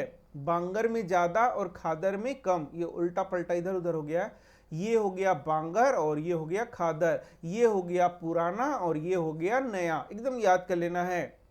इसमें महीन कण कम पाया जाता है और इसमें महीन कण ज्यादा पाया जाता है। तो ये तीन अंतर भी तुम्हारे लिए काफी है। भारी है क्या? कितना आसान है यार, इसमें क्या भारी लग रहा है, क्या टफ लग रहा है? ये है पुराना, ये है नया। इसमें कंकर की मात्रा कम होती है इसलिए महीन होता है, इसमें कंकर की मात्रा ज्यादा हो इसलिए थोड़ा मोटा होता है। बस सिंपल सा तो बात है। अब जलोढ़ मृदा में कुछ और बातें बताई जा रही है। जलोढ़ मृदा सबसे बड़ा है तुम्हारा, इसलिए सबसे शुरू में पढ़ाया भी गया है। तो सबसे इंपॉर्टेंट पॉइंट, ये बहुत उपजाऊ होता है। इसमें पोटास, फास्फोरस, चूना आदि पाया जाता है। यह चावल, गेहूं, गन्ना और अन्य अनाजों के लिए, दलहन फसलों के लिए बहुत बढ़िया माना जाता है। इसी कारण से तुम देखोगे जो उत्तरी मैदान है भारत का, वहां पर बहुत ज्यादा कृषि होता है और वहां पर जनसंख्या घनत्व भी बहुत ज्यादा है कृषि होने के कारण। उसका कारण क्या हो सकता है? यही हो सकता है कि वहां बहुत अच्छा उपजाऊ मिट्टी है, खेती भी बहुत ज्यादा होगा। जलोढ़ मृदा वाले क्षेत्र में गहन कृषि की जाती है, यहाँ आबादी भी सघन होती है। देखो ये बात लिखा भी हुआ है। यानी जलोढ़ मृदा वाला कौन सा क्षेत्र है हमारा? उत्तरी भारत का मैदान। अब दूसरा आता है काली मिट्टी, इसी को हम लोग रेगर या रेगुर के नाम से जानते हैं, यही है दूसरा। इसका रंग कैसा होगा? काला होगा। एक लाइन ऐसे ही याद हो गया। इसे रेगर मृदा भी कहा जाता है, इसे काली कपास मृदा भी कहा जाता है। तो यहां से भी एक क्वेश्चन तुम्हारा ऑब्जेक्टिव में पूछता है, रेगर मृदा किसे कहते हैं? तो काली मृदा को। काली कपास मृदा किसे कहते हैं? तो काली मृदा को। अब इसे ऐसा क्यों कहते हैं? क्योंकि कपास की खेती के लिए यह उत्तम होता है। तो एक और क्वेश्चन पूछेगा कि काली मृदा में सबसे अच्छा क्या होता है? तो कपास की खेती होती है। इस तरीके से पॉइंट्स दिमाग में तुम्हें रखने हैं। अब जलवायु और चट्टान के कारण इसका रंग काला होता है। ये लावा जनक शैलों से बनी होती है। शुरू में ही हम लोगों ने क्या कहा था? जिस प्रकार की चट्टान से ये मिट्टियां बनती हैं उस प्रकार से मिट्टी का नेचर या प्रकृति होता है। तो यहां हम लोग देख रहे हैं ये लावा जनक शैलों से बनती है, यानी ऐसे चट्टानों से बनती है जो कि लावा जनक है, यानी लावा से जिनका निर्माण हुआ है। तो इस प्रकार से ये जो मिट्टी है काली रंग की होगी, इसके चट्टान के कारण और जलवायु का इस पर जो प्रभाव है उसके कारण।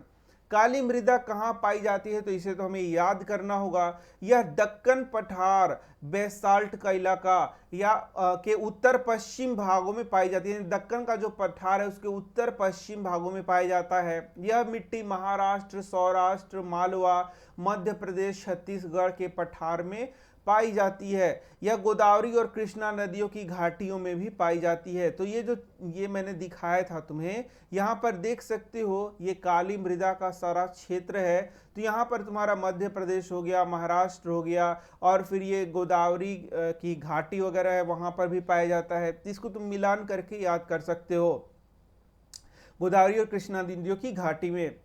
तो फिर से देख लो, महाराष्ट्र, सौराष्ट्र, मालवा, मध्य प्रदेश, छत्तीसगढ़ में ये पाया जाता है। अब ये सारी चीजों को याद करना होता है, थोड़ा सा ध्यान देना तुम। ये काली मिट्टी को यहाँ पर तुम देख सकते हो, यही है काली मिट्टी। अब आगे बढ़ते हैं। काली मिट्टी की बनावट क्या बोलता है इसके बारे में? कि यह बहुत महीन कण यानी मृत्तिका से बनी होती है। मृत्तिका क्या होते हैं? बहुत महीन होते हैं। इसमें नमी धारण की क्षमता बहुत ज्यादा होती है। काली मिट्टी में कैल्शियम कार्बोनेट, मैग्नीशियम, पोटास और चूना पाया जाता है। बोलो कुछ भारी है? नहीं, ये हर एक लाइन को याद कर लेना है, दिमाग में रख लेना है काली मिट्टी के बारे में कि ये महीन कण मृत्तिका से बना होता है। इसमें नमी धारण या जल धारण करने की क्षमता क्या होती है? बहुत ज्यादा होती है। इसमें कैल्शियम कार्बोनेट, मैग्नीशियम, पोटास और चूना पाया जाता है। तो ये सारे पॉइंट्स हमें दिमाग में अब रखने होंगे। काली मिट्टी में किसकी मात्रा कम होती है? यहां से एक ऑब्जेक्टिव क्वेश्चन पूछा जा रहा है। तो इसका उत्तर है फास्फोरस की मात्रा कम होती है। देखो नोट से पढ़ने का क्या फायदा है कि इसमें पॉइंट वाइज सारे चीज बना करके लिखे गए हैं, और यदि उन पॉइंट्स को हम दिमाग में रख लेते हैं तो कोई भी क्वेश्चन फिर एग्जाम में हमारा नहीं छूटता है। काली मिट्टी के और अन्य गुण यहाँ पढ़ना है।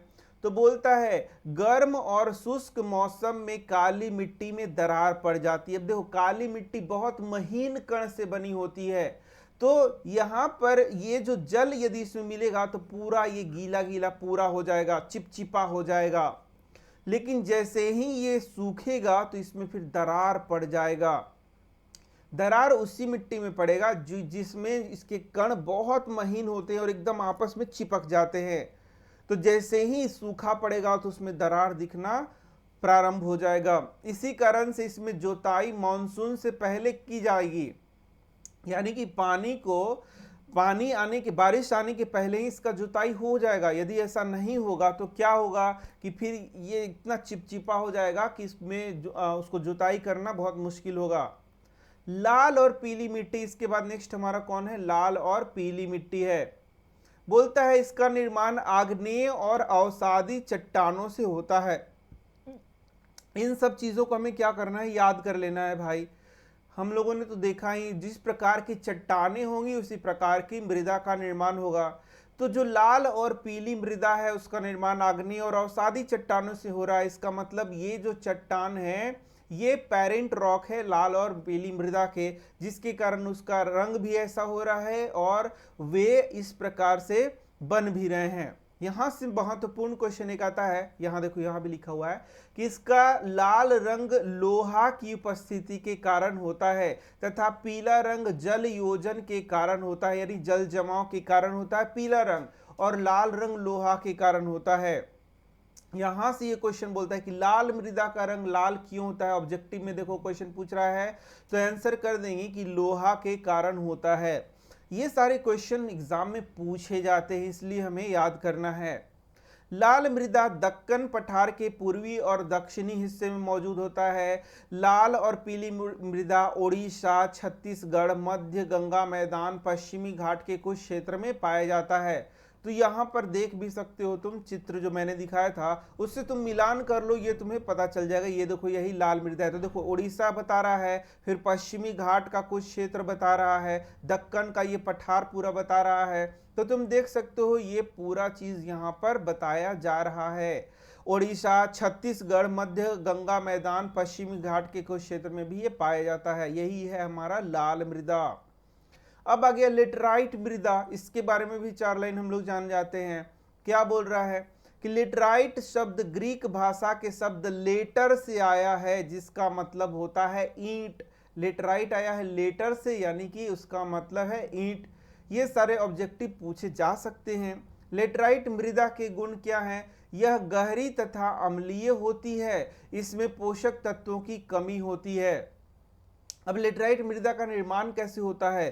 तो इस मिट्टी का निर्माण उष्ण कटिबंधीय तथा उपोष्ण कटिबंधीय जलवायु क्षेत्रों में आर्द्र तथा शुष्क ऋतुओं के एक के बाद एक आने से होता है।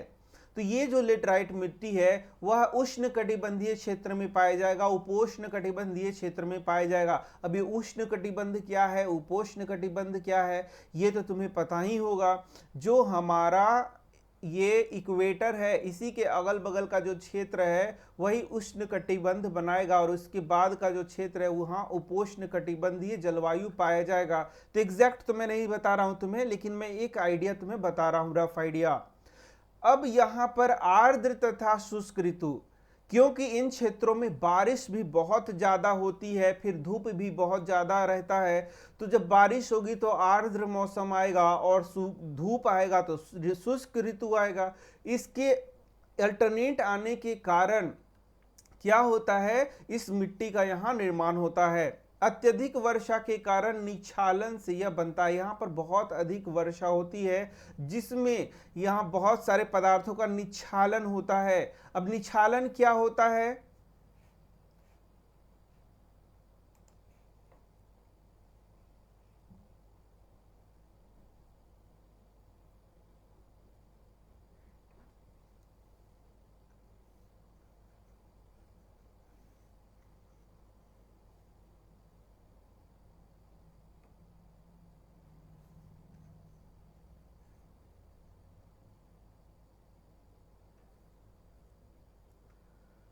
तो अब देख लेते हैं निछालन प्रक्रिया क्या है। यहाँ देखो मैंने लिख भी रखा है। तो निछालन प्रक्रिया के द्वारा मिट्टी में जो विद्यमान घुलनशील पोषक तत्व है वह अत्यधिक वर्षा जब होती है तो वर्षा के जल के साथ वे रिसने लगते हैं और रिस करके वे नीचे चले जाते हैं, यानी मिट्टी से होकर नीचे चले जाते हैं और नीचे के स्तरों में पहुंच जाते हैं।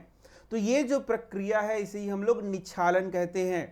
और इस कारण से ये जो मिट्टी बनता है इसमें क्या होता है, पोषक तत्वों की कमी होती है। यहाँ पर जैसे मैंने बताया था कि ये जो लेटराइट मृदा है उसमें पोषक तत्वों की क्या पाई जाती है, कमी पाई जाती है। अब बात आता है कि लेटराइट मृदा कहाँ कहाँ पाया जाता है। तो ये देखो, ये अधिकतर दक्षिणी राज्यों जैसे कि महाराष्ट्र के पश्चिम घाट के क्षेत्र, उड़ीसा, पश्चिम बंगाल, उत्तर पूर्वी प्रदेशों में पाया जाता है। ये यहाँ पर देख सकते हो लेटराइट मृदा को दिखाया गया है। अब इसके क्षेत्र को देख सकते हो, ये लेटराइट मृदा का क्षेत्र है। तो ये देखो यहाँ पर महाराष्ट्र है तो इसके पश्चिमी घाट तुम्हें देखने को मिलेगा, यहाँ पर ये पाया जाएगा। फिर ये पश्चिम बंगाल के कुछ क्षेत्रों में पाया जाएगा, फिर उत्तर पूर्वी राज्यों में भी ये क्या होगा, पाया जाएगा। तो इसको मिलान करके हम लोग याद कर सकते हैं। उड़ीसा में भी बोल रहा है कि उड़ीसा में भी ये क्या होगा, पाया जाएगा। इस प्रकार से ये हमें थोड़ा याद कर लेना है। अब बोलता है कि इस मिट्टी में कर्नाटक, केरल और तमिलनाडु में चाय और कॉफी उगाई जाती है।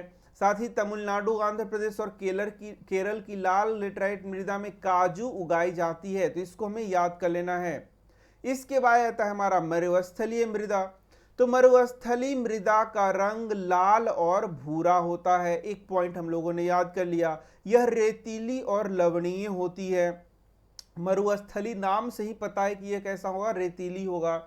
इसमें ह्यूमस और नमी की मात्रा बोलो, सोच के बताओ, ज्यादा होगा कि कम होगा, कम होगा। नमी का मात्रा भी कम होगा और ह्यूमस का मात्रा भी कम होगा, क्योंकि ये रेतीली है, शुरू में ही बोल दिया गया है। मिट्टी के सतह के नीचे कैल्शियम की ज्यादा मात्रा पाई जाती है। नीचे के परत में चूने के कंकर की सतह पाई जाती है। तो ये सारे पॉइंट्स हम लोग फिर यहाँ लिख सकते हैं। इस कारण मिट्टी में पानी कम रिस पाता है। अब देखो, पानी कम रिसेगा तो मिट्टी बलुई ही होगी और उसमें नमी की मात्रा कम होगी, ह्यूमस की मात्रा भी कम होगी। यहाँ देख सकते हो इसका चित्र दिखाया गया है। सिंचाई अच्छा होने पर इस पर भी कृषि किया जा सकता है, जैसे कि पश्चिम राजस्थान में सिंचाई के द्वारा इस पर कृषि किया जा रहा है। अब आ गया हमारा वन मृदा। तो ये मृदा आमतौर पर पहाड़ी और पर्वतीय क्षेत्रों में पाई जाती है। तो यहां से क्वेश्चन तुमसे बनता है कि पहाड़ी और पर्वतीय क्षेत्रों में जो मृदा पाई जाती है उसको हम लोग क्या बोलते हैं। तो आंसर है वन मृदा। कौन सी मृदा पर्वतीय क्षेत्रों में पाई जाती है, देखो यहाँ क्वेश्चन बना करके भी लिखा है। देखो कितना अच्छे से ये नोट्स तैयार किया जाता है कि जहां से कोई प्रश्न उठने वाला है उसे तुम्हें बता दिया जाता है, जिससे कि तुम उसे याद कर सकते हो। वन मृदा का क्या गुण है, तो पर्वतीय पर्यावरण के अनुसार ये अलग अलग प्रकार की होती हैं। नदी घाटियों में दोमट और सिल्टदार होती हैं, ऊपरी ढालों पर मोटे कणों की बनी होती हैं, नदी घाटी के निचले क्षेत्रों में ये उपजाऊ होती हैं। तो ये स्थान के आधार पर इनका जो बनावट है वो अलग अलग होगा। नदी घाटियों में दोमट और सिल्टदार, सिल्टदार मतलब सिल्ट की बनी होंगी, ऊपरी ढलानों पर मोटे कणों की बनी होंगी, निचले ढलानों में उपजाऊ होंगी। बस इसी को तो याद कर लेना है, सिंपल सिंपल तो बातें लिखी गई हैं। हिमालय क्षेत्र में इसका बहुत अपर्दन होता है। अब अपर्दन क्या है वो हम लोग आगे पढ़ने वाले हैं। तो ये देखो पूरा यहाँ पर दिखाया गया है वन मृदा को। अब इसके बाद हमारा जो टॉपिक है वह है मृदा अपर्दन। अब बोलोगे मृदा अपर्दन क्या है, तो ये जो मिट्टी है हमारा बच्चों, इसका ऊपरी लेयर जो है यही उपजाऊ होता है या यही मुख्य भाग इसका होता है, जिसे जो पेड़ पौधे हैं वे उसमें मान लो कि उगते हैं और उससे पोषक तत्वों को लेते हैं। ठीक है, तो यदि ये जो परत है ये अब हट जाए अपने स्थान से, एक स्थान से दूसरे स्थान पर ये परत किसी कारण से चला जाए, तो उसी को हम लोग क्या बोलेंगे, मृदा अपर्दन बोलेंगे। तो ऐसे नहीं लिखना है, बहुत अच्छे से लिखना है कि किसी स्थान से मिट्टी का कटना तथा बहकर वहां से दूसरे स्थान पर चले जाना, यानी एक स्थान से मिट्टी कट रहा है और बह करके दूसरे स्थान पर चला जा रहा है, तो इसे हम लोग मृदा अपर्दन के नाम से जानेंगे। मृदा अपरदन की कौन कौन के से कारक हैं? तो मृदा अपरदन के दो कारक हो सकते हैं, एक तो मानवीय कारक है, दूसरा प्राकृतिक कारक है।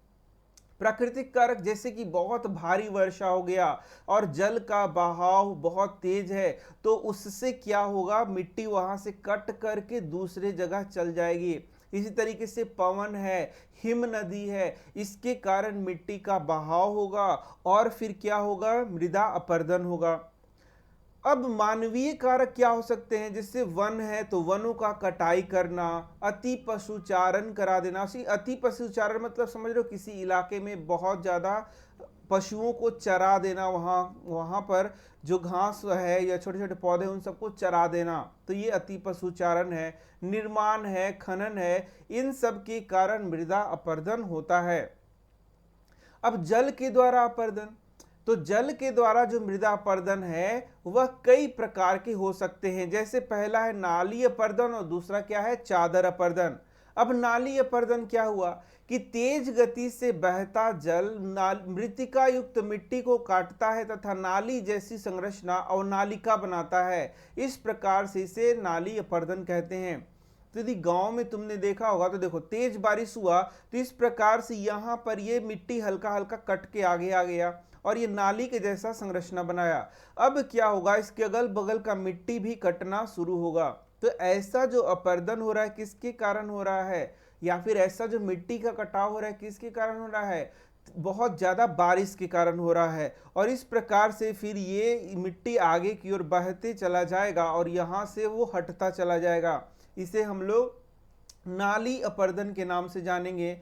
ठीक है, ऐसी भूमि जो जोता नहीं जा सकता, इस भूमि को उत्खात भूमि या बैड लैंड कहते हैं। तो ऐसा भूमि को हम लोग जोत नहीं सकते, मतलब उसमें कृषि करना, कृषि के लिए जोताई होता है ना, तो वो करना कठिन होता है। और इस प्रकार का जो भूमि बन जाता है उसे हम लोग बैड लैंड या फिर उत्खात भूमि के नाम से जानते हैं। इसे भी याद कर लेना। चंबल बेसिन में ऐसी भूमि को खड्ड भूमि कहा जाता है। अब चंबल बेसिन में इसको खड्ड के नाम से जानते हैं। तो ये दो क्वेश्चन यहां से तुम्हारा बन गया। अब दूसरा है चादर अपरदन या शीट इरोजन इसको कहते हैं। तो जब जल एक विस्तृत क्षेत्र से ढाल के साथ बहता है तो वह मिट्टी को घुलाकर अपने साथ नीचे की ओर आगे की ओर ले जाता है, इसे चादर अपरदन कहेंगे। जैसे मान लो यहाँ से पानी बहता हुआ आ रहा है, तो ये जो पानी बहता हुआ आएगा तो अपने साथ मिट्टी को बहा करके आगे की ओर ले जाएगा। ये पूरा क्षेत्र में, पूरा शीट में ये पूरा ऐसे ले जाएगा। तो इस प्रकार से इसका नाम शीट इरोजन यानी कि इसे हम लोग चादर अपरदन के नाम से जानते हैं। अब इसी प्रकार से पवन के द्वारा भी क्या होता है, अपरदन होता है। तो तेज पवन मिट्टी को उड़ाकर एक जगह से दूसरे जगह ले जाएंगी और इससे क्या होगा, मिट्टी का अपरदन होगा। यह मैदान अथवा ढाल में तथा बिना घास वाले भूमि पर ज्यादा ऐसा अपरदन देखा जाता है।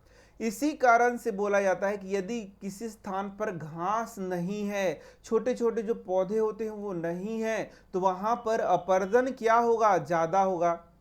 तो कोई एक स्थान है यहाँ पर घास हटने का क्या कारण होता है, अति पशुचारण हो सकता है। अति पशुचारण एक कारण हो सकता है जिसके कारण वहां पर ये घास पूरा गायब हो जाए या फिर यहाँ पर जो छोटे छोटे पौधे वो गायब हो जाए।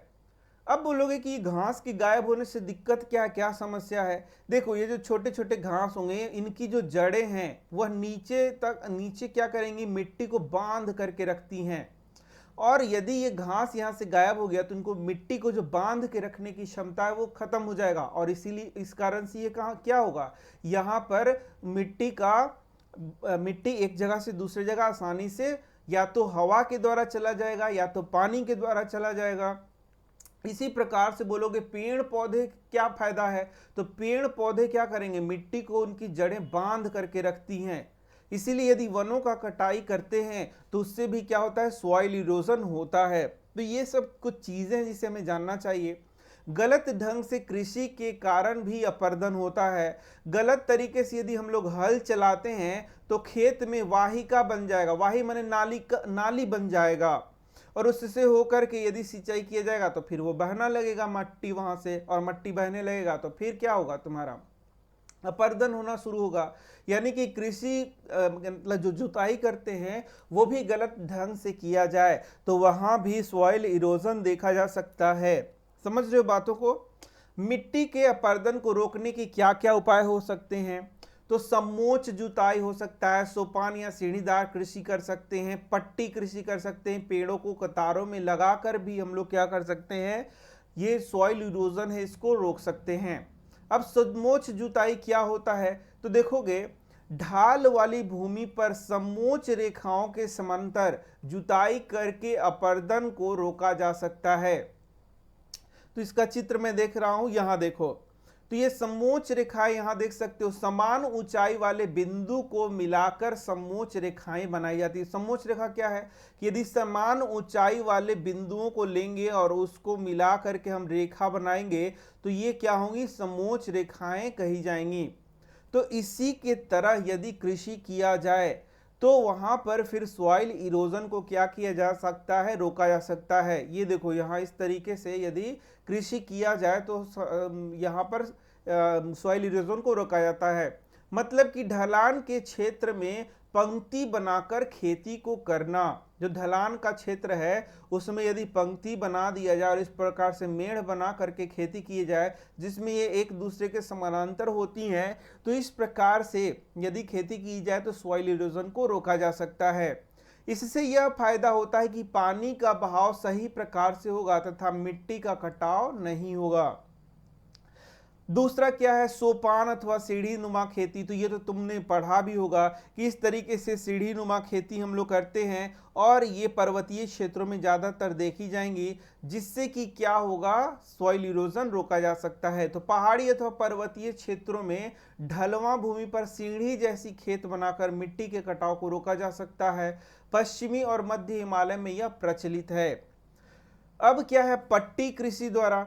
तो बड़े खेतों को पट्टियों में बांट करके यदि हम लोग खेती करते हैं तो फसलों के बीच घास की पट्टियां बनाई जाएंगी और इसके द्वारा पवन अपर्दन को रोका जा सकता है। इसी प्रकार से पवन अपर्दन को रोकने के लिए ये हम लोग क्या करते हैं, ये पेड़ों का कतार भी बीच बीच में लगा सकते हैं जिससे कि अपर्दन को रोका जा सकता है। यानी पेड़ों के कतार में लगाकर, पेड़ों को कतार या पंक्ति में लगाकर रक्षक मेखला बनाया जाता है और यह वहां पवन की गति को कम करता है जिस कारण से अपर्दन नहीं होता है।